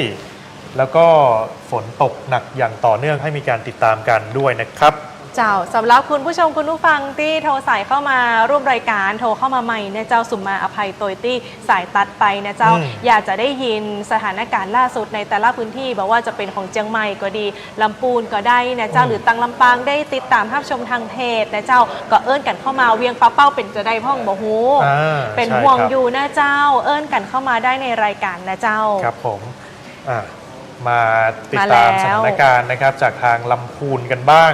สำหรับเรื่องเกี่ยวกับสถานการณ์อุทกภัยและการเฝ้าระวังของจังหวัดลำพูนเนี่ยจะเป็นยังไงนะครับมาติดตามกันตอนนี้อยู่ในสายแล้วนะครับสวัสดีครับเจ้าสวัสดีเจ้าจากลำพูนเจ้าคุณนันทพรฟั่นเครือนะครับตอนนี้ที่ลำพูนเป็นยังไงบ้างครับสถานการณ์ของลำพูนสถานการณ์ที่จังหวัดลำพูนก็เฝ้าระวังเจ้าเฝ้าระวังเรื่องของสถานการณ์น้ำปิงที่ทางเชียงใหม่จะส่งต่อมาให้ได้เจ้าแล้วก็รวมไปถึงสถานการณ์น้ำกวงในเจ้าของลำพูนนี่ก็จะมี2 สายสำคัญหลักๆที่ต้องเฝ้าระวังกันใน ระยะนี้นะเจ้าโดยภาพรวมที่จังหวัดลำพูนนะเจ้าก็มีรายงานที่พื้นที่ที่เกิดสถานการณ์น้ำท่วมอยู่ในขณะนี้2อำเภอ15ตำบล78หมู่บ้านเจ้าของอำเภอเมืองลำพูนนี้ทั้งหมดเลยนะเจ้าที่ตำบลเมืองง่าตำบลอุโมงค์ตำบลปาจากตำบลริมปิงตำบลประตูป่าเวียงยองบ้านกลางสีบัวบานบ้านแป้นหนองนามบะเกิดแจ้ในเมืองหนองจังคืนแล้วก็ต้นพงส่วนที่บ้านทิเนี่ยนะเจ้าก็มีที่พื้นที่ของตำบลบ้านทิทั้งหมดที่เกิดสถานการณ์อยู่ในขณะนี้ก็จะ2อำเภอ15ตำบล87หมู่บ้านเจ้าวางพื้นที่อื่นๆด้วยไหมครับนอกจากแม่น้ำกวงแล้วก็แม่น้ำปิงอะครับของลำพูนนี่นอกเหนือจากแม่น้ำกวงและแม่น้ำปิงที่มีสถานการณ์อยู่ในขณะนี้ก็จะมีลำน้ำทาและก็ลำน้ำลีซึ่งในส่วนของลำน้ำทาและลำน้ำลีเนี่ยเจ้าตอนนี้อยู่ในสภาวะปกติเจ้าน้ำไม่ได้เกินจุดวิกฤตแต่อย่างใดเจ้าจะมี2ตรงที่ต้องเฝ้าระวังกันต่อเนื่องเจ้าซึ่งวันนี้ที่จังหวัดลำพูนล่าสุดท่านผู้อำนวยการโครงการชลประทานลำพูนเจ้าเปิ้ลก็ออกมาเตือนพี่น้องประชาชนในพื้นที่ได้เฝ้าระวังสถานการณ์น้ำปิงที่จะเพิ่มขึ้นนะเจ้าทราบว่าจะมาถึงที่จังหวัดลำพูนในช่วงเวลาประมาณ4 ทุ่มของคืนนี้นะเจ้า4 ถึง 5 ทุ่มคืนนี้ก็จะทำให้เข้าท่วมบ้านเรือนพี่น้องประชาชนริมฝั่งน้ำที่ท่วมอยู่แล้วนี่นะเจ้าก็อาจจะต้องเพิ่มระดับไฟถึงสักประมาณ30เซนติเมตรแล้วก็จะคงที่ดูสักช่วง2 ถึง 3 ชั่วโมงจากนั้นก็จะค่อยๆลดระดับลงนี่นะเจ้าก่อนในเบื้องต้นก็ได้แจ้งเตือนให้กับพี่น้องประชาชนที่อยู่ริมฝั่งน้ำปิงทั้ง2ฝั่งนะเจ้าเรียบมาทั้งในส่วนของอำเภอเมืองอำเภอป่าซางอำเภอเพียงหนองล่องและอำเภอบ้านโพงที่อยู่ติดริมฝั่งน้ำปิงได้เฝ้าระวังกันในค่ำคืนนี้แห่งการบินนะเจ้าสถานการณ์ยังสามารถบริหารจัดการได้นะเจ้าสำหรับจังหวัดลำพูนเจ้ายังสามารถบริหารจัดการได้เจ้าคือในส่วนของที่จังหวัดลำพูนที่ต้องติดตามกันใกล้ที่สมควรหนึ่งก็คือจะเป็นในส่วนของน้ำพวงนะเจ้าซึ่งน้ำพวงเนี่ยก็จะส่งผลให้พี่น้องประชาชนในเขตของอำเภอบ้านที่ตลอดส่วนในเขตของอำเภอเมืองจะได้รับผลกระทบจากปริมาณน้ำพวงที่เพิ่มระดับสูงขึ้นน้ำพวงเนี่ยจะเชื่อมต่อกับน้ำปิงนะเจ้าถ้าระดับน้ำปิงเพิ่มปริมาณสูงขึ้นก็จะทำให้การระบายน้ำของน้ำพวงที่จะลงตัวน้ำปิงนะเจ้าก็สามารถระบายได้เป็นประสิทธิภาพก็ได้เชื่อเนาะซึ่งในส่วนของทางจังหวัดลำพูนนะเจ้าต้องมีแผนการบริหารจัดการน้ำก็มีการเปิดประตูระบายน้ำในส่วนของน้ำพวงเจ้าเพื่อมีการระบายลงสู่น้ำปิงได้เร็วที่สุดนะเจ้าตอนนี้เดี๋ยววันพรุ่งนี้นะเจ้าทางสำนักงานโครงการชลประทานลำพูนเจ้าก็จะได้รับการสนับสนุนเครื่องผลักดันน้ำนะเจ้ามาประจำที่ด้านหลังสนามกีฬากลางของจังหวัดลำพูนเพื่อที่จะผลักดันน้ำในส่วนของน้ำพวงออกลงสู่น้ำปิงเพื่อเร็วขึ้นนะเจ้าซึ่งก็คาดว่าระดับน้ำจะค่อยๆลดลงนะเจ้าตามลำดับไปเจ้าครับผมมีผู้ชมผู้ฟังสอบถามมาว่าแถวตลาดป่าซางจะท่วมไหมครับแถวป่าซางแบบท่วมเท่าเนื่องจากว่าในส่วนของตลาดป่าซางเนี่ยจะมีปริมาณน้ำที่มาจากลำน้ำทาในเจ้าลำน้ำทาซึ่งเส้นของลำน้ำทาขนาดนี้นะเจ้าปริมาณน้ำแบบได้มีนัยสำคัญที่จะเพิ่มขึ้นแต่อย่างใดนะเจ้าก็ขณะนี้ถือว่าอยู่ในสภาวะปกติแล้วก็ยังไม่ได้มีสถานการณ์ที่จะต้องกังวลใจในระยะนี้เสื้อเจ้าครับผมก็เป็นสถานการณ์ในพื้นที่ลำพูนตอนนี้ก็ต้องมีการเฝ้าระวังอย่างต่อเนื่องอยู่นะครับคุณณัฐพรเจ้าก็ท่านผู้ว่าราชการจังหวัดลำพูนเจ้าท่านผู้ว่าสันติธรยิ้มละไมวันนี้ท่านก็ลงพื้นที่ไปติดตามสถานการณ์น้ำพื้นที่ของบ้านยูนะเจ้าบ้านยูตำบลเวียงยองอำเภอเมืองลำพูนเจ้าซึ่งเป็นจุดหนึ่งที่อยู่ติดริมน้ำนะเจ้าและได้รับผลกระทบจากปริมาณน้ำพวงที่เพิ่มสูงขึ้นนะเจ้าเข้าท่วมบ้านเรือนพี่น้องประชาชนในพื้นที่นะเจ้าท่านก็เน้นย้ำทุกส่วนนะเจ้าได้เข้าดูแลพี่น้องประชาชนเนาะโดยเฉพาะอย่างยิ่งเรื่องของอาหารเรื่องของน้ำนะเจ้าต้องบอกมือขาดเนาะแล้วก็รวมไปถึงคนเฒ่าคนแก่ผู้ป่วยติดเตียงนะเจ้าที่ว่าอยู่ในพื้นที่ที่น้ำจะเพิ่มระดับสูงขึ้นและอาจเข้าท่วมเนี่ยนะเจ้าท่านก็ได้ประสานให้ทุกหน่วยเนี่ยเจ้าได้เคลื่อนย้ายผู้ป่วยหรือว่าคนเฒ่าคนแก่ออกจากพื้นที่มาที่ศูนย์พักพิงชั่วคราวซึ่งในช่วงเมื่อตอนวันนี้เจ้าท่านก็ไปเจอผู้พิการท่านหนึ่งที่เปิ้ลอยู่ในพื้นที่ของบ้านยูนะเจ้าคือน้ำแต่ต้นเดิมทีเนี่ยคนเฒ่านี่เปิ้ลก็บ่ยอมออกจากบ้าน จ้าหน้าที่ก็ได้ไปช่วยบอกว่าขอให้ออกเตอร์เนาะเพราะว่าอันก็กังวลว่าน้ำจะเพิ่มระดับสูงขึ้นในช่วงคืนที่ผ่านมาซึ่งก็เป็นไปแต่อันแต่พอผู้พิการต้นออกมาอยู่ที่ศูนย์พักพิงเนี่ยน้ำก็ท่วมบ้านเพื่อนแต่เจ้าก็ต้องฝากไปถึงคนเฒ่าคนแก่เนาะผู้พิการเนี่ยนะเจ้าที่ว่าคนเฒ่าบางทีชอบจะประหยัดไปไหนจะอยู่บ้านเป็นห่วงบ้านอย่างเงี้ยนะเจ้าถ้าเกิดสถานการณ์ที่ภาครัฐได้เข้าไปแจ้งเตือนหรือว่าไปบอกขออยากจะเพื่อได้ปฏิบัติตามคำแนะนำของทางภาคราชการโดยแต่ว่าวันนี้ที่ท่านผู้ว่าท่านไปเยี่ยมผู้พิการนะเจ้าที่ว่าเพิ่นเคลื่อนย้ายมาอยู่ที่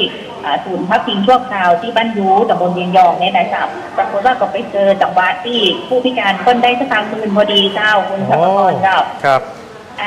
มันเอาสตางค์หมื่นไปกดมาพอดีเลยนะเจ้าก็ใจดีว่าวันนี้ได้สตางค์หมื่นจากรัฐบาล3โครงการกระตุ้นเศรษฐกิจที่ว่าเข้าบัญชีมาแต่เจ้านี่ก็เลยไปฟังกดมาคือเปิ่นก็ได้มาซื้อ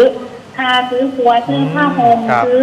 อย่างที่ว่าจำเป็นต้องใช้ในระยะที่น้ำท่วมเนี่ยเจ้าก็จับพอดีได้ซื้อขอบซื้อขวดใจแล้วก็อย่างหนึ่งก็เพิ่นบอกว่าเพิ่นไปแปะ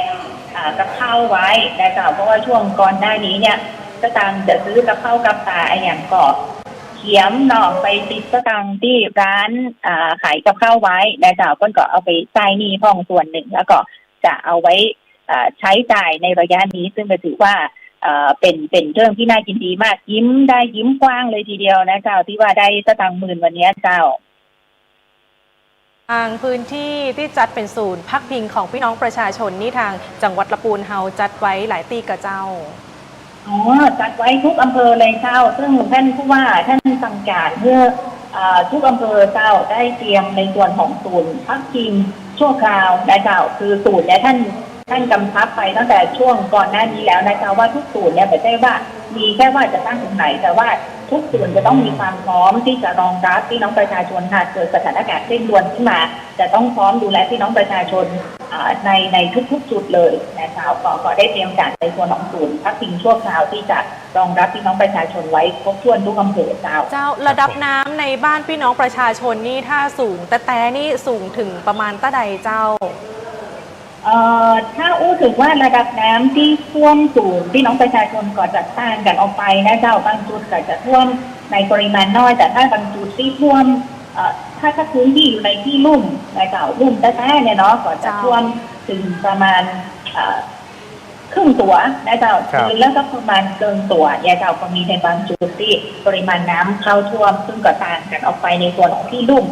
บางที่ก็ลุ่มต่ำแท้ๆก็ท่วมตะเกินตัวนะเจ้าแต่ถ้าบางที่ที่สูงขึ้นมาหน่อยก็สักมอก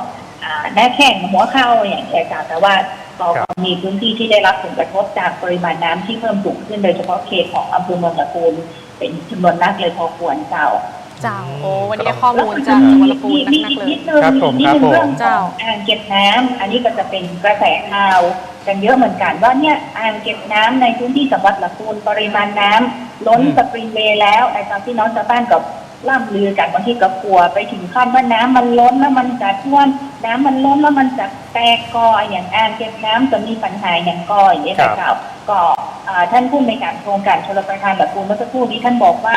ในส่วนของอ่างเก็บน้ำในจ่าของลำพูนอ่างเก็บน้ำแม่กี้แม่ตีในจ่าแล้วก็แม่เนย3อ่างเก็บน้ำเนี่ยปริมาณน้ำเกินความจุของอ่างแล้วในจ่าแต่ว่าก็ล้นระดับอยู่ในระดับที่ยังสามารถบริหารจัดการได้ไม่ได้ล้นระดับจนอยู่ในจุดวิกฤตที่น่ากังวลใจในอย่างใดนะครับก็จะส่งผลให้พี่น้องประชาชนในบางพื้นที่ที่ได้รับผลกระทบจากปริมาณน้ำที่ล้นนะครับจากอ่างเก็บน้ำที่เกิดความจุในระยะนี้อยู่เหมือนกันครับผมก็เป็นกำลังใจให้กับทางลำพูนด้วยนะครับผมที่คืนนี้ต้องเฝ้าระวังเรื่องเกี่ยวกับปริมาณน้ำจากแม่น้ำปิงที่จะไหลเข้าสู่จังหวัดลำพูนนะครับวันนี้ขอบพระคุณมากนะครับคุณนันทพรครับยินดีเจ้าขอบพระคุณจากนักเจ้า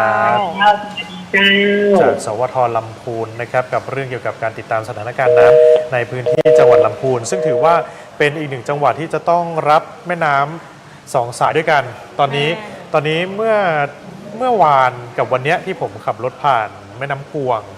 แม่น้ำกวงนี่ก็ไหลไปจากจังหวัดเชียงใหม่เหมือนกันนะครับปริมาณเนี่ยปริ่มตลิ่งเหมือนกันแล้วก็เข้าท่วมหลายจุดในพื้นที่อำเภอสันกำแพงอำเภอสารพีแบบนี้ที่ ที่มีน้ำกวงไหลผ่านพี่น้องประชาชนเองก็ต้องติดตามอย่างต่อเนื่องด้วยนะครับเจ้าโดยเฉพาะระดับน้ำหน้าวัดพระธาตุช่วงนี้ก็จะมีงานโคมแสนดวงนะเจ้า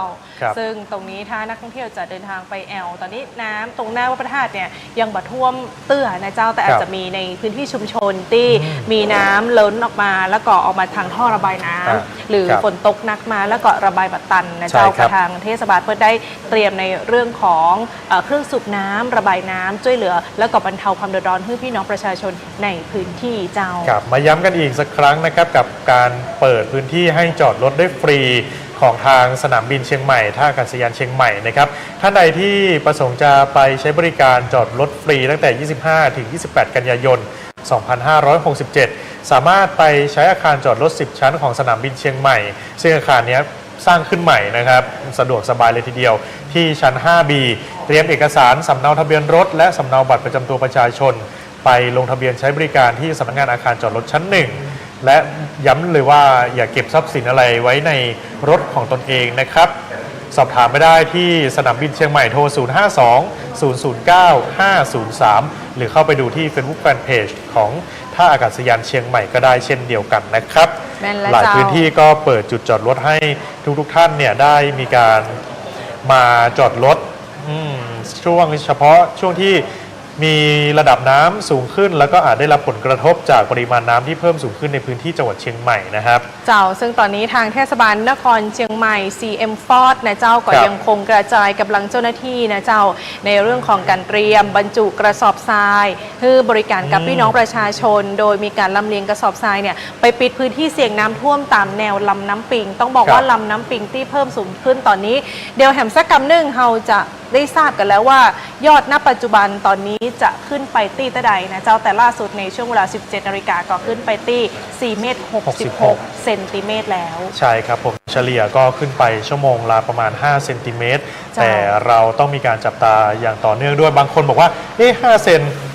ขึ้นไปแค่นี้เหรออะไรอย่างเงี้ยแต่จริงๆแล้วมวลน้ำที่มาเนี่ยไหลเร็วไหลแรงแล้วก็มีเยอะนะครับระดับน้ำที่เพิ่มแค่5 เซนนี่แหละอาจจะทำให้ทะลักเข้าท่วมบ้านเรือนของพี่น้องประชาชนได้ซึ่งสำนักงานชลประทานได้มีการประกาศฉบับที่ 7 แล้วนะครับในการแจ้งเตือนพี่น้องประชาชนในพื้นที่ลุ่มต่ำแล้วก็คาดว่าระดับน้ำปิงในจุด P1 สะพานนวรัตน์จะสูงที่สุดระดับ5 เมตรถึง5 เมตร 10 เซนติเมตรในคืนนี้เที่ยงคืนนะครับถึงประมาณตี 2ของวันที่ 26 กันยายน 2567 คืนนี้เป็นต้นไปท่านใดที่อยู่พื้นที่ลุ่มต่ำเนี่ยติดตามสถานการณ์อย่างใกล้ชิดด้วยนะครับสำหรับสถานการณ์บริเวณที่จุดน้ำปิง P1 สะพานนวรัตน์นะครับแม่นและเจ้าสำหรับในช่วงนี้ทางเพจของเฮาก็ยังคงรายงานสถานการณ์เกาะติดกันอย่างต่อเนื่องขอบคุณภาพจากทางเพจของเชียงใหม่นิวส์นะครับสามารถติดตามข้อมูลข่าวสารได้ทุกเพจตอนนี้หลายหน่วยงานหลายสื่อเนี่ยก็มีการบูรณาการการทำงานร่วมกันทั้งสื่อของรัฐสื่อของเอกชนสื่อของภาคประชาชนเพื่อให้พี่น้องประชาชนเนี่ยได้รับข้อมูลข่าวสารได้อย่างครบถ้วนนะครับทางด้านสื่อของเราเองก็ยินดีที่จะคือพ่อแม่พี่น้องประชาชนทุกท่านได้ร่วมจัดรายการโทรเข้ามารายงานสถานการณ์กันว่าอยู่ตังใดสถานการณ์น้ำเป็นจะได้พ้องต้องการความช่วยเหลืออย่างพ้องนะเจ้าคือความไว้วางใจเพจของเฮานะเจ้าสื่อของกรมประชาสัมพันธ์เฮาได้ดูแลพี่น้องประชาชนแถม1 ช่องทางอยากจะเชิญชวนให้โทรศัพท์เข้ามาที่หมายเลข 0532841178 นะเจ้าเฮาจะได้ช่วยกันเป็นแถม1 ช่องทางในการอัปเดตสถานการณ์เพราะว่าพี่น้องประชาชนอยู่ในพื้นที่จริงเกิดอะไรอย่างขึ้นก็สามารถเล่าขานกันได้แล้วก็บอกได้ว่าอุ้ยตอนนี้น้ำกำลังขึ้นแล้วเนอะอาจจะเป็นในช่วงของเจียงดาวแม่แตงแม่แลมแม่ลิมบอกว่าน้ำขึ้นแล้วนะพี่น้องต่างในเมืองเตรียมพร้อมเนอะอาจจะมีการส่งข่าวในลักษณะนี้เข้ามาก็ได้มีพี่ๆอปมชนะเจ้าคอมเมนต์เข้ามาโทรเข้ามาในหลายๆช่วงรายการและในช่วงนี้นะเจ้าเฮาจะไปอัปเดตสถานการณ์น้ำกันตี้จังหวัดแพร่กันพ่องนะเจ้าโดยผู้สื่อข่าวของจังหวัดแพร่นะเจ้าโดยทางท่านผู้อำนวยการสถานีวิทยุกระจายเสียงแห่งประเทศไทยจังหวัดแพร่เจ้าท่านผอ.โชคชการนะเจ้าราชฟูนะเจ้าครับสวัสดีครับผอ.โชคเดี๋ยวรอสัญญาณกำเดียวนะเจ้าผอ.โชคบอกว่าเดี๋ยวรอสัญญาณกำเดียวเพราะว่าตอนนี้ทางด้านจังหวัดแพร่เนี่ยโดยเฉพาะทางสวท.แพร่เองเนี่ยก็มีการลุ้นและระดับน้ำ ในรอบที่ 2 ว่าจะเข้าท่วมพื้นที่ของสวทหรือเปล่าเพราะว่ารอบแรกที่ผ่านมาเนี่ยตอนเมื่อเดือนสิงหาเข้าท่วมพื้นที่สวทเรียกได้ว่าระดับน้ำเนี่ยสูงเลย แม่ นะครับ เจ้าและน้ำมาโวย ใช่ อยู่บักกี้วันแล้วก็ไป ใช่ แต่ ทิ้ง ความเสีย ทิ้ หาย งความ ที่ เสีย เกิ หา ด ย ขึ้ ไว้ นแม่นและเจ้าแล้วก็เป็นห่วงเป็นใยตั้งพี่น้องแปะตยนะเจ้าสถานการณ์ตอนนี้เป็นจะได้เดียวแหมสักกำนึงรอสายจากทางพอโชคนะเจ้าเปิ้นจะได้รายงานแล้วก็มาอู้จากันในรายการของเฮานะเจ้าเกาะติดสถานการณ์อุทกภัยภาคเหนือกับเฮาสองคนในช่วงนี้ ซึ่งจะมีการหมุนเปลี่ยนพัดเวียนกันมาของผู้ประกาศข่าวกรมประชาสัมพันธ์โดยนักจัดรายการของสวทเจียงใหม่ตยนะเจ้าใช่ครับผมตอนนี้มีการแจ้งเตือนในทุกๆพื้นที่และสถานการณ์ในแต่ละจังหวัดเนี่ยเดี๋ยวเราจะยังไม่เล่าให้ฟัง เพราะว่าเราเห็นสถานการณ์มาแล้วแต่จะให้ผู้สื่อข่าวในแต่ละพื้นที่เนี่ยได้เป็นคนมาเล่าให้ฟังนะครับว่าเกิดเหตุการณ์อะไรขึ้นบ้างในพื้นที่จังหวัดไหนบ้างนะครับตอนนี้เรามีการติดตามผู้สื่อข่าวจากทุกๆจังหวัดในพื้นที่8จังหวัดภาคเหนือตอนบนแต่ของเชียงใหม่เนี่ยเราจะมาเน้นในเรื่องนี้กันนะครับสำหรับพื้นที่จังหวัดเชียงใหม่ตอนนี้ในโซนกาดหลวงกาดต้นลำไยบริเวณนั้นนะครับระดับน้ำอีกนิดหนึ่งจะขึ้นไปจุดที่เข้าท่วมพื้นที่และพี่น้องประชาชนให้มีการติดตามสถานการณ์อย่างใกล้ชิดด้วยนะครับเป็นระดับน้ำที่มีการแจ้งเตือนตอนนี้เลยหน้าเพจของเชียงใหม่นิวส์นะครับได้มีการโพสต์เตือนนะครับตอนนี้หัวแขกหรือว่าสะพานจันสมเนี่ยหน้าตลาดดอกไม้ระดับน้ำปิงใกล้จะล้นพนังกั้นน้ำย้ำคืนนี้คาดว่าจะสูงสุด5เมตรถึง5เมตร10เซนติเมตรนะครับแม่นและเจ้าตรงนี้พี่น้องประชาชนตรงนั้นหลายๆพื้นที่ก็คือน้ำล้นละเข้าท่วมบางพื้นที่ที่เป็นลุ่มต่ำนะเจ้านี่เป็นภาพบรรยากาศจากเพจเจียงใหม่นิวเจ้าบริเวณกัดหลวงนะเจ้าแต่เจ้านี่สถานการณ์ตอนนี้ปัจจุบันเลยเพราะฝนตกเหมือนกันนะฮะเหมือนกันตกเหมือนกันแล้วก็จะเห็นว่าในลำน้ำเนี่ยมีเศษกิ่งไม้ลอยมาเยอะพอสมควรนะครับแม่นละเจ้าแต่ว่าก็จะมีแม่นแต่จะมีทางทีมเจ้าหน้าที่เพิ่นเตรียมเครื่องจักรเนาะเครื่องจักรขนาดใหญ่นะเจ้าคอยเคลียร์เส้นทางน้ำเพื่อที่ว่าจะได้ให้ทางน้ำเนี่ยไหลผ่านได้สะดวกนะเจ้าใช่ครับผมอันนี้เป็นการแจ้งเตือนพี่น้องประชาชนนะครับติดตามกันอย่างต่อเนื่องเลยสำหรับสถานการณ์อุทกภัยในจังหวัดเชียงใหม่แล้วก็พื้นที่ภาคเหนือตอนบนนะครับซึ่งถือว่าเป็นช่วงที่เราต้องมีการจับตากันอย่างต่อเนื่องหลายคนบอกว่าเมื่อตอนเย็นๆอะไรอย่างเงี้ยได้รู้สึกลมหนาวแล้วแต่อยู่ดีๆมีสถานการณ์แบบนี้ขึ้นมาดังนั้นเนี่ยอันนี้เป็นสิ่งที่อนาคตเราไม่รู้เลยว่าจะเกิดอะไรขึ้นบ้างพยากรณ์อากาศแจ้งทุกวันก็มีการรับมือทุกๆวันนะครับก็ติดตามได้ข่าวสารจากทางราชการย้ำว่าของกรมประชาสัมพันธ์เนี่ยเชื่อถือได้ 100% เลย 100% เจ้าและเจ้าสำหรับในช่วงนี้เราไปอัปเดตสถานการณ์น้ำท่วมกันที่จังหวัดแพร่โดยทางท่านผอ.โชคนะเจ้าสวัสดีครับสวัสดีเจ้าสวัสดีครับสวัสดีน้องแจงแล้วก็สวัสดีน้องเจมครับผมครับสวัสดีไอ้โชคเจ้าตอนนี้อยู่ที่แพร่ที่ตามสถานการณ์หน้าที่เชียงใหม่ตลอดเหมือนกันครับผมติดต่อผ่านดูผ่านไล่สดของทั้งสองคนนะครับตอนนี้ทางสวทแพร่เนี่ยเตรียมรับมือสถานการณ์รอบ2ไหมครับหรือว่าตอนนี้ดูสถานการณ์อยู่เป็นยังไงบ้างครับครับที่สวทแพร่นี่นะเก็บของไม่ได้ตังว้าแล้วครับผมเพราะว่ามีประสบการณ์จากรอบที่แล้วเนาะครับ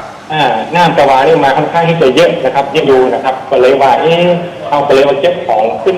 ที่สูงก่อนแต่ของเขามีไปเยอะพอรอบที่แล้วเนี่ยมันท่วมเสียหายไปอย่างเยอะเลยครับผมโต๊ะเก้าอี้นี่นะเสียหายไปพอสมควรก็เหลือแต่โต๊ะที่เป็นไม้แต้โต๊ะไม้อัดนี่คือแทบเหลือเลยครับผมมันพุสลายมันทำไมแต้ไม่ได้เลยครับก็เลยเหลือแต่โต๊ะแต้ครับกับโต๊ะเล็กนั้นแล้วของบางส่วนก็เกินขึ้นไปผมขึ้นไปชั้น2พอมาเขามีตึกใหม่ที่เป็นตึกทรงๆเนาะก็เลยเอาไปไว้ทางบนนะครับก็คือป้องกันบางส่วนลับนี่นะครับแต่วันนี้ก็ยังเฝ้าระวังอยู่แหมนะตอนนี้นะยังวันนี้นอนใจเตือนเพราะน้ำเนี่ยแหมก้อนหนึ่งที่กำลังเดินทางจากพะเยาเนี่ยกำลังผ่านที่ศูนย์อุทกวิทยานะครับที่บ้านห้วยซักอำเภอ2ก็คืออยากจะบอกเล่าของแพร่เนาะสถานการณ์น้ำแล้วก็รวมถึงภาพรวมของน้ำของแพร่ให้กับคุณผู้ชมที่อาจจะอยู่ต่างจังหวัดที่ฟังอยู่ทั้ง8จังหวัดทางเหนือตอนบนหรือคนที่ฟังอยู่ทั่วประเทศเมืองแพร่ของเขาเนี่ยนะครับมีน้ำยมไหลผ่านหนึ่งในน้ำครับน้ำยมเนี่ย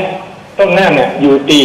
อำเภอเชียงม่วน อำเภอโขงนะครับของจังหวัดพะเยาถ้าฝนตกบริเวณของอำเภอเชียงหมดอำเภอโขงของพะเยาเนี่ยน้ำมันจะไหลลงสู่แม่น้ำยมนะครับผ่านจุดแรกก็คือผ่านของด่านห้วยซักของอำเภอสองคอน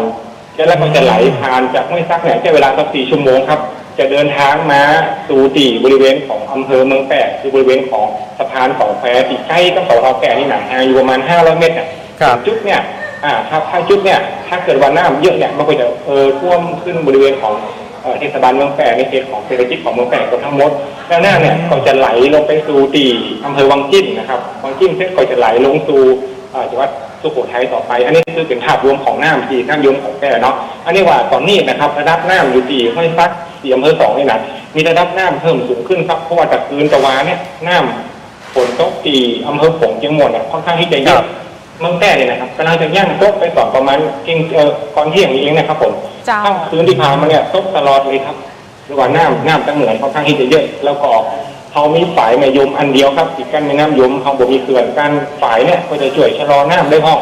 และน้ำรอบเนี่ยก็คือฝายเนี่ยจะบริหารจัดการน้ำก็คือว่าแบ่งน้ำออก2 ข้างนะครับออก2 ข้างแบ่งไปทางอำเภอเด่นใจห้องนะครับบอกให้มันจ่ายมาทางอำเภอเมืองนะครับแต่ว่าตอนเนี้ยน้ำตีอำเภอ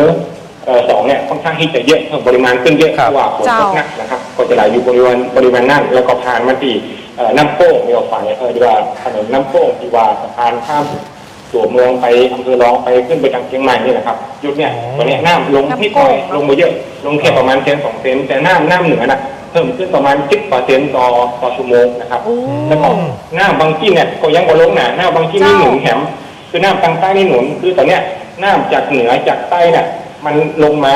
ถ้าน้ำใต้บ่ลงเนี่ยมันก็จะข้ออยู่ตรงกลางอันนี้คือเป็นจุดที่เรากำลังเฝ้าระวังอยู่ที่แป้นะครับในสถานการณ์ตรงนี้นะครับนี่คือส่วนในเรื่องของความเสียหายหรือว่าน้ำท่วมตะวานี่นะครับตะวามีสักสีเนี่ยน้ำเริ่มล้นตะลิงในประมาณ2 เที่ยงของสักสีแล้วก็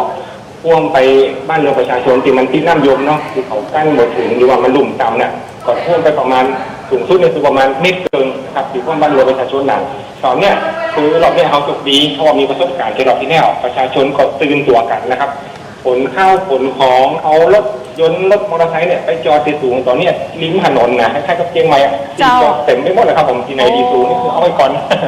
เขาบอกป้องกันความเสียหายจากรอบที่แล้วนะครับแล้วก็รอบนี้จบดีครับเขาได้ทหารจากมณฑลทหารบกที่35อุตรดิตถ์81 นายแล้วก็ทหารจากกองพันทหารมาที่12เด่นใจในแห่ง60 นายมาช่วยประชาชนยกเข้ายกของที่ว่าอยู่พื้นที่เสี่ยงเนาะคือเมืองแพร่เนี่ยเป็นจังหวัดที่มีผู้สูงอายุเยอะเรียกว่าร้องจากลำปางเลยก็ว่าได้ระดับ2ของภาคเหนือและก็ประมาณต้นของประเทศ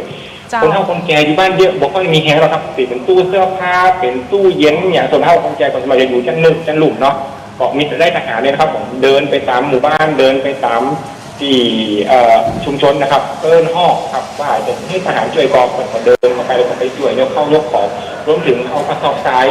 ไปปิดเรียกว่าตอนเนี้ยไปปิดต่อระบายน้ำรอบที่แล้วเนี่ยคือมันเขากั้นมดเนาะ2 ช่วงมันขึ้นมาทางต่อระบายน้ำครับท่านผู้ว่ารอบนี้ผมก็เลยใจกระสอบทรายขนาดใหญ่บิ๊กแบ็กจำนวน600 ลูกเอาไปวางปิดจุดระวางที่มันหน้าที่มันจะพุทขึ้นมาจากน้ำยมมันนะตอนนี้ก็จากการได้อยู่แล้วก็ติดตั้งเครื่องสูบน้ำนะครับขนาดใหญ่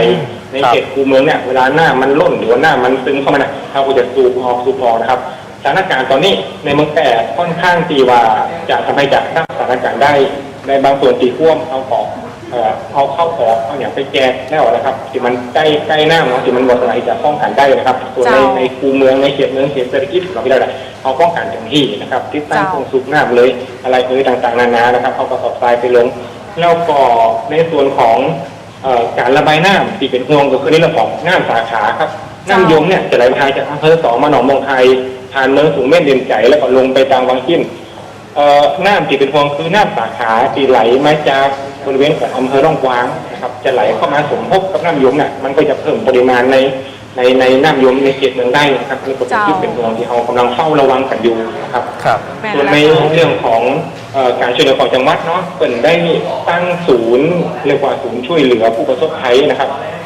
เป็นศูนย์พักพิงสำหรับไถที่บมีที่อยู่บ้านน้ำท่วมผู้สูงอายุต่างๆนานาอยู่ที่โรงเรียนเทศบาลวัดหมูแดงของ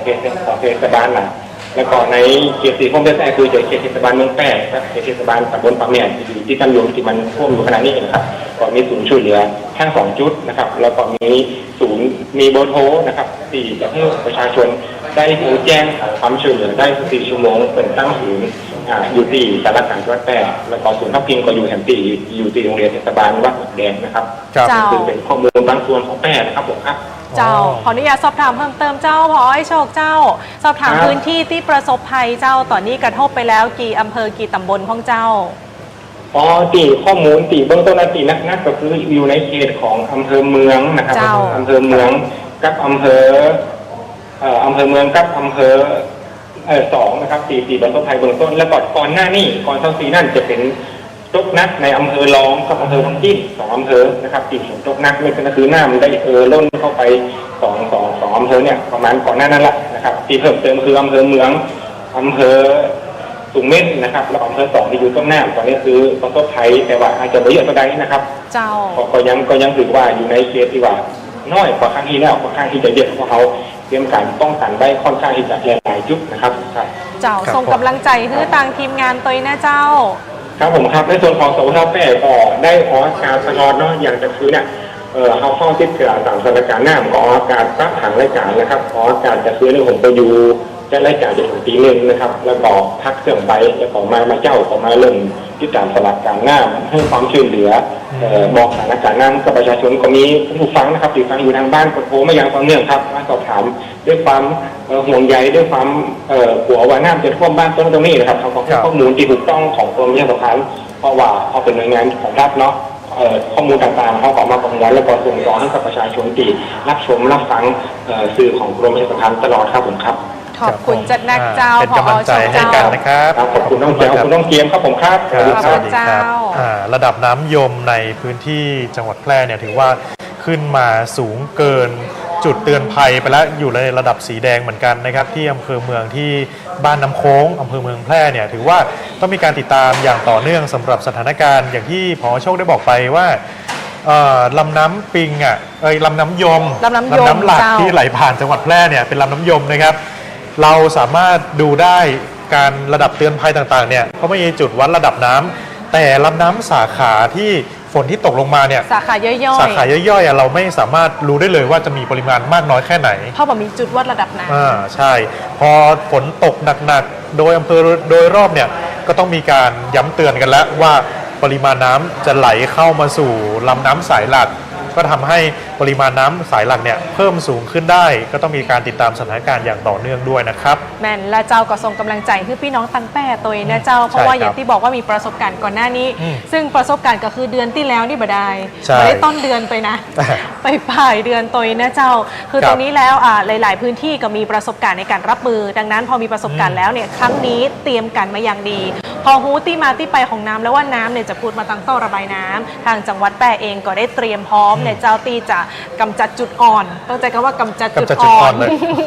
กำจัดจุดอ่อนเลยเจ้า เพราะว่าถ้าจุดอ่อนตรงนี้นะเจ้าเกิดผลกระทบน้ำก็จะไหลทะลักเข้าตัวเมือง แล้วก็เขตพื้นที่เศรษฐกิจของจังหวัดแปร่เจ้า ใช่ครับผมที่ท่านผู้ชมเห็นภาพอยู่นะครับถ้าหากว่าดูผ่าน Facebook Live อยู่ในขณะนี้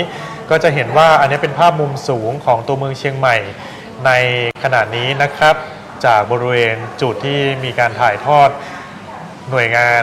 ต่างๆ บริเวณจุดเชิงสะพานนวรัตน์นะครับ ได้มีการเผยแพร่ภาพมุมสูงขณะนี้ก็คือปริมาณน้ำปิงเนี่ยได้เต็มลำน้ำแล้วนะครับ แล้วก็อาจจะมีทะลักเข้าท่วมในบางจุดที่เป็นพื้นที่ลุ่มต่ำนอกพนังกั้นน้ำเช่นเดียวกัน ก็อยากย้ำเตือนพี่น้องประชาชนทุกๆพื้นที่ได้ติดตามสถานการณ์อย่างต่อเนื่องด้วย มีท่านหนึ่งถามเข้ามาว่าตอนนี้สถานการณ์น้ำฝนเนี่ยจะ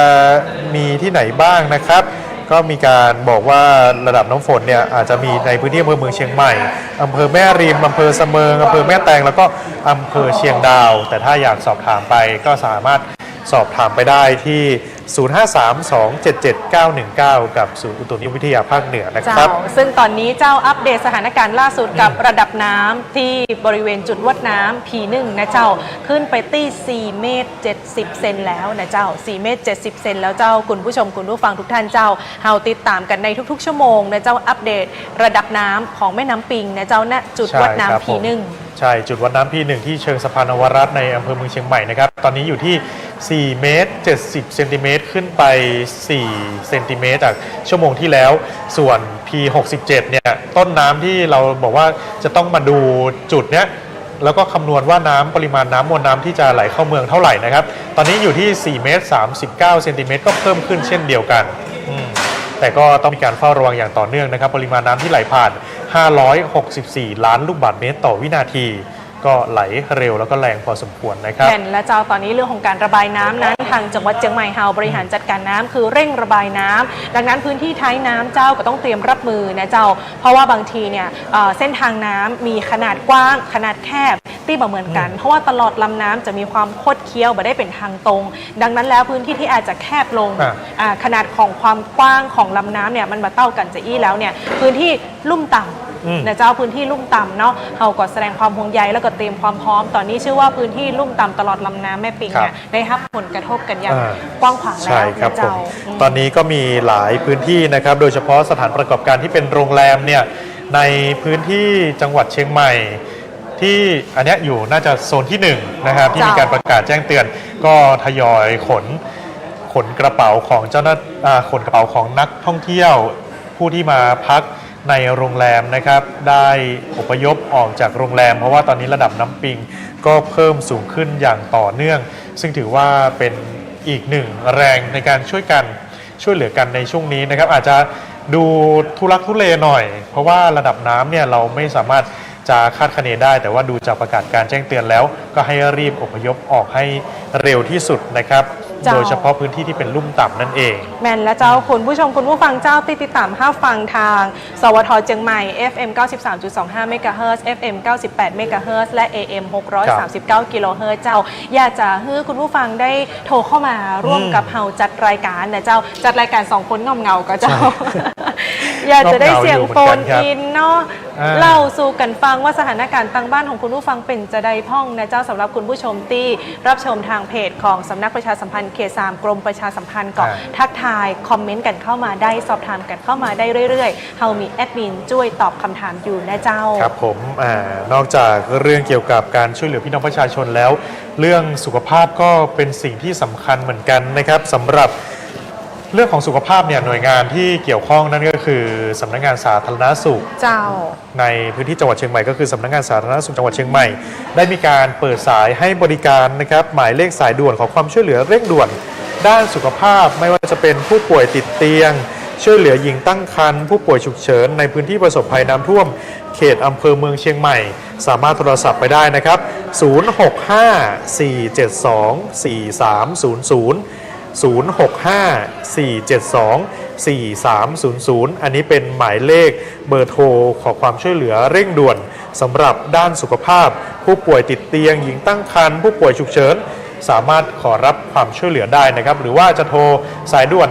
1669ก็ได้เช่นเดียวกันนะครับเจ้าตอนนี้มาอัปเดตการให้ความช่วยเหลือพี่น้องประชาชนที่ประสบอุทกภัยกันตังเวียงปาเป้าพ่องนะเจ้า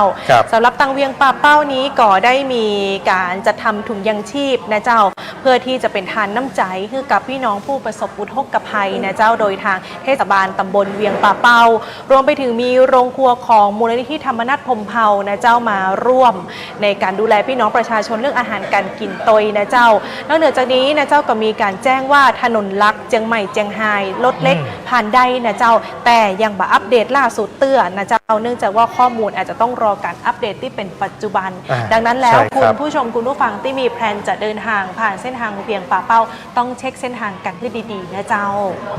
ใช่ครับผมต้องมีการติดตามสถานการณ์จากหน่วยงานต่างๆในพื้นที่ด้วยนะครับทั้งป 8 จังหวัดพื้นที่ภาคเหนือตอนบนเชียงใหม่เชียงรายลำพูนลำปางพะเยาแพร่น่านแม่ฮ่องสอนนะครับสามารถติดตามข้อมูลข่าวสารได้หรือว่าเช็คไปได้ที่เพจของสวทแต่ละแห่งในพื้นที่ 8 จังหวัดภาคเหนือตอนบนนะแล้วก็มีสวทอำเภอก็คืออำเภอฝางและอำเภอแม่เสรียงสามารถติดตามได้ข้อมูลข่าวสารของกรมประชาสัมพันธ์คอยอัปเดตให้พี่น้องประชาชนตลอดเวลานะครับเจ้าไปดูกันที่สถานการณ์ของกว้านพะเยาห้องเจ้าตอนนี้ปริมาณน้ำในกว้านพะเยาก็เริ่มท่วมถนนบริเวณกว้านพะเยาแล้วนะเจ้าตรงบริเวณหน้าอนุสาวรีย์พ่อขุนงำเมืองนะเจ้าเป็นระยะทางกว่า200เมตรซึ่งตรงนี้ก็เป็นพื้นที่ท่วมพื้นที่เดิมจากครั้งที่แล้วนะเจ้าซึ่งพี่น้องประชาชนที่ใจสัญจรไปมาเส้นทางนี้ก็ด้วยความระมัดระวังตอนนี้น้ำจากกว้านพะเยาได้ไหลเข้าบ้านเรือนพี่น้องประชาชนที่บ้านร่องไฮหมู่ที่1ตำบลแม่ใสอำเภอเมืองพะเยานะเจ้าถ้ามีโอกาสต่อสายโฟนอินจากพะเยาได้เฮาก็จะขอสั่งให้เพื่ออัปเดตสถานการณ์ที่เป็นปัจจุบันแต่เชื่อว่าตอนนี้เจ้าหน้าที่น่าจะลงพื้นที่กันอยู่นะเจ้าครับผมก็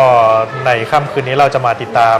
ในพื้นที่ 8 จังหวัดภาคเหนือตอนบนเลยสำหรับสถานการณ์นะครับผู้สื่อข่าวของเราจากทีมสวทต่างๆในพื้นที่ก็คอยรายงานสถานการณ์ในแต่ละจังหวัดให้เราได้ติดตามกันด้วยนะครับเจ้าซึ่งเพจของเฮาไม่ใช่แค่อัปเดตแค่จังหวัดเชียงใหม่ตะอันนะเจ้ายังรวมไปถึงจังหวัดภาคเหนือของเฮาที่อยู่ในเขตของเขต3สำนักประชาสัมพันธ์เขต3กรมประชาสัมพันธ์นี้จะรายงานสถานการณ์เข้ามากันอย่างต่อเนื่องนะเจ้าเพื่อที่ว่าตลอดระยะเวลาที่เฮา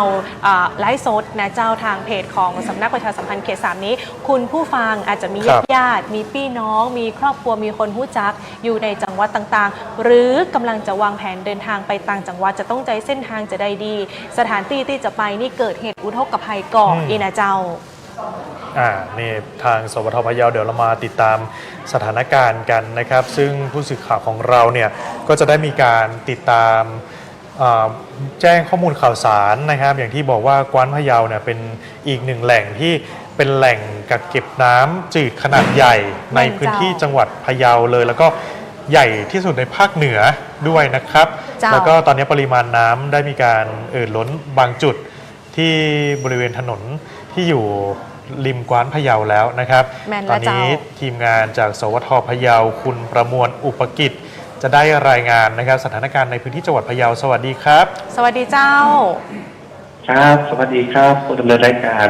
ทั้งสองท่านและการท่านผู้ฟังท่านผู้ชมโดยนะครับครับผมที่พะเยาตอนนี้สถานการณ์อุทกภัยเป็นยังไงบ้างครับผมครับการล่าสุดเนาะตอนเย็นที่ผ่านมาอย่างตีคุณเจบอกว่าน้ำในกว้านพะเยามันเพิ่มสูงขึ้นครับซึ่งตอนเจ้าเนี่ยตีโครงการชลประทานพะเยาได้แจ้งมากับประมาณอยู่ที่61.62 ล้านลูกบาศก์เมตรครับซึ่งมากกว่าความจุตีกว้านพะเยาสามารถกักเก็บน้ำได้ 55.65 ล้านลูกบาศก์เมตรก็คือขึ้นมาเยอะมากเหมือนกันครับผมเพราะว่าในพื้นที่มีฝนตกลงมาอย่างต่อเนื่องนะครับเนาะและก็บอกว่าจะเป็นตั้งบ้านตั้มบ้านต่อมอย่างนี้ก็ได้รับผลกระทบน้ำท่วมน้ำหลากกันครับครับรวมถึงตอนนี้สถานการณ์ล่าสุดที่คุณเจมบอกว่าน้ำกว้านแกได้เข้าท่วมบนพื้นถนนของบริเวณหน้าอนุสาวรีย์พ่อขุนงำเมืองนะครับตอนนี้แต่จะเป็นบางช่วงก็ยังลดเข้ามาเพื่อครับเป็นบางช่วงบางจุดครับก็คือยังไม่สูงเท่าคราวที่แล้วเนาะคราวที่แล้วใช่ครับถูกต้องและกาน้ำในลำน้ำแม่ต่ำตอนนี้กับแถวสะพานแม่ต่ำสายในนะครับเนาะกับน้ำล้นสะพานแล้วก็เข้าท่วมบ้านเรือนประชาชนในพื้นที่ตำบลแม่ต่ำหรือว่าเปิดห้องว่าแถวห้างว่าแม่ต่ำสายในครับผม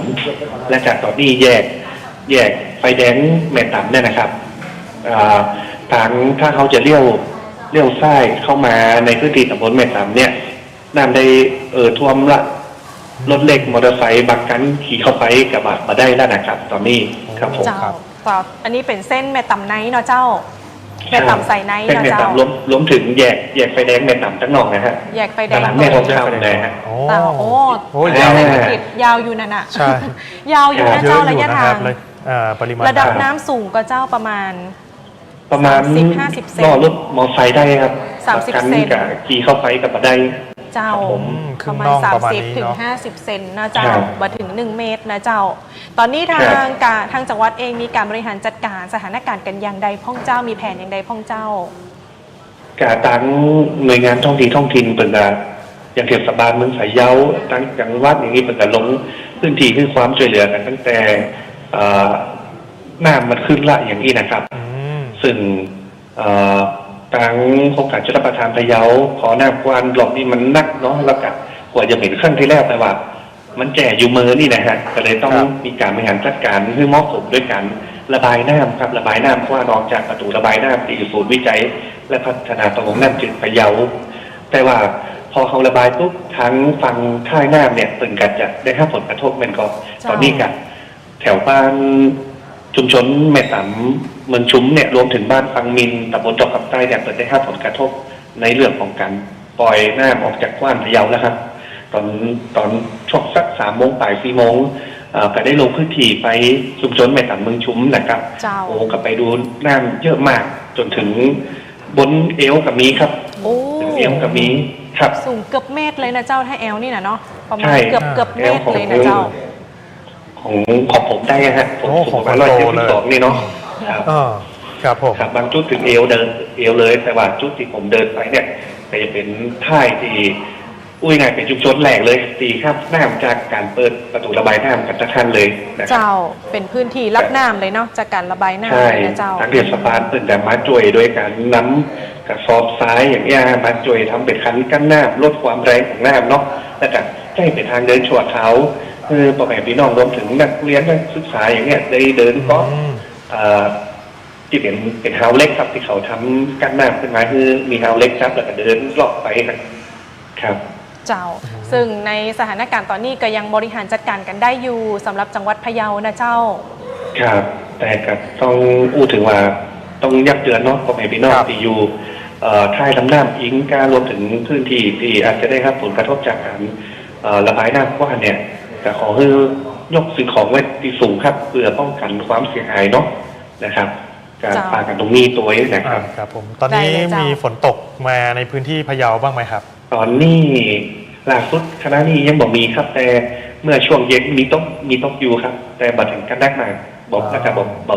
กเมินตัวเองครับผม อืม ครับผม ขอให้สถานการณ์คลี่คลายโดยเร็วนะเจ้า เป็นกำลังใจ ขอ ให้ คือ เจ้า ฝนก็ตกมาซ้ำแล้วกันเนาะ เป็นกำลังใจให้กันและกันเจ้า แม่เนื้อทุกพื้นที่เป็นกันหมดครับ แม่นและเจ้า ถ้ามีอะไรอย่างอัปเดตก็เอิ้นกันเข้ามาในรายการได้ตลอดนะเจ้า ได้ครับ ขอบพระคุณ ได้ จาก ครับ หน้า ขอบคุณมากนะครับ ครับขอบคุณครับสวัสดีครับ ครับ สวัสดี ครับ เจ้า ผม โอ้ คุณประมวลอุปกิจจากสวทพะเยานะครับ เจ้า เรื่องเกี่ยวกับสถานการณ์น้ำในพื้นที่จังหวัดพะเยาเนี่ยต้องบอกว่าถ้าน้ำกว้านเริ่มล้นออกมา เริ่ม บ ล้น ริเวณผิวถนนเนี่ย เจ้า ก็เรียกได้ว่ามันก็ได้รับผลกระทบหลายพื้นที่นะครับ เพราะว่าเกินความจุของแหล่งกักเก็บนี้ทางจังหวัดเองก็มีการเร่งระบายน้ำออกเช่นเดียวกัน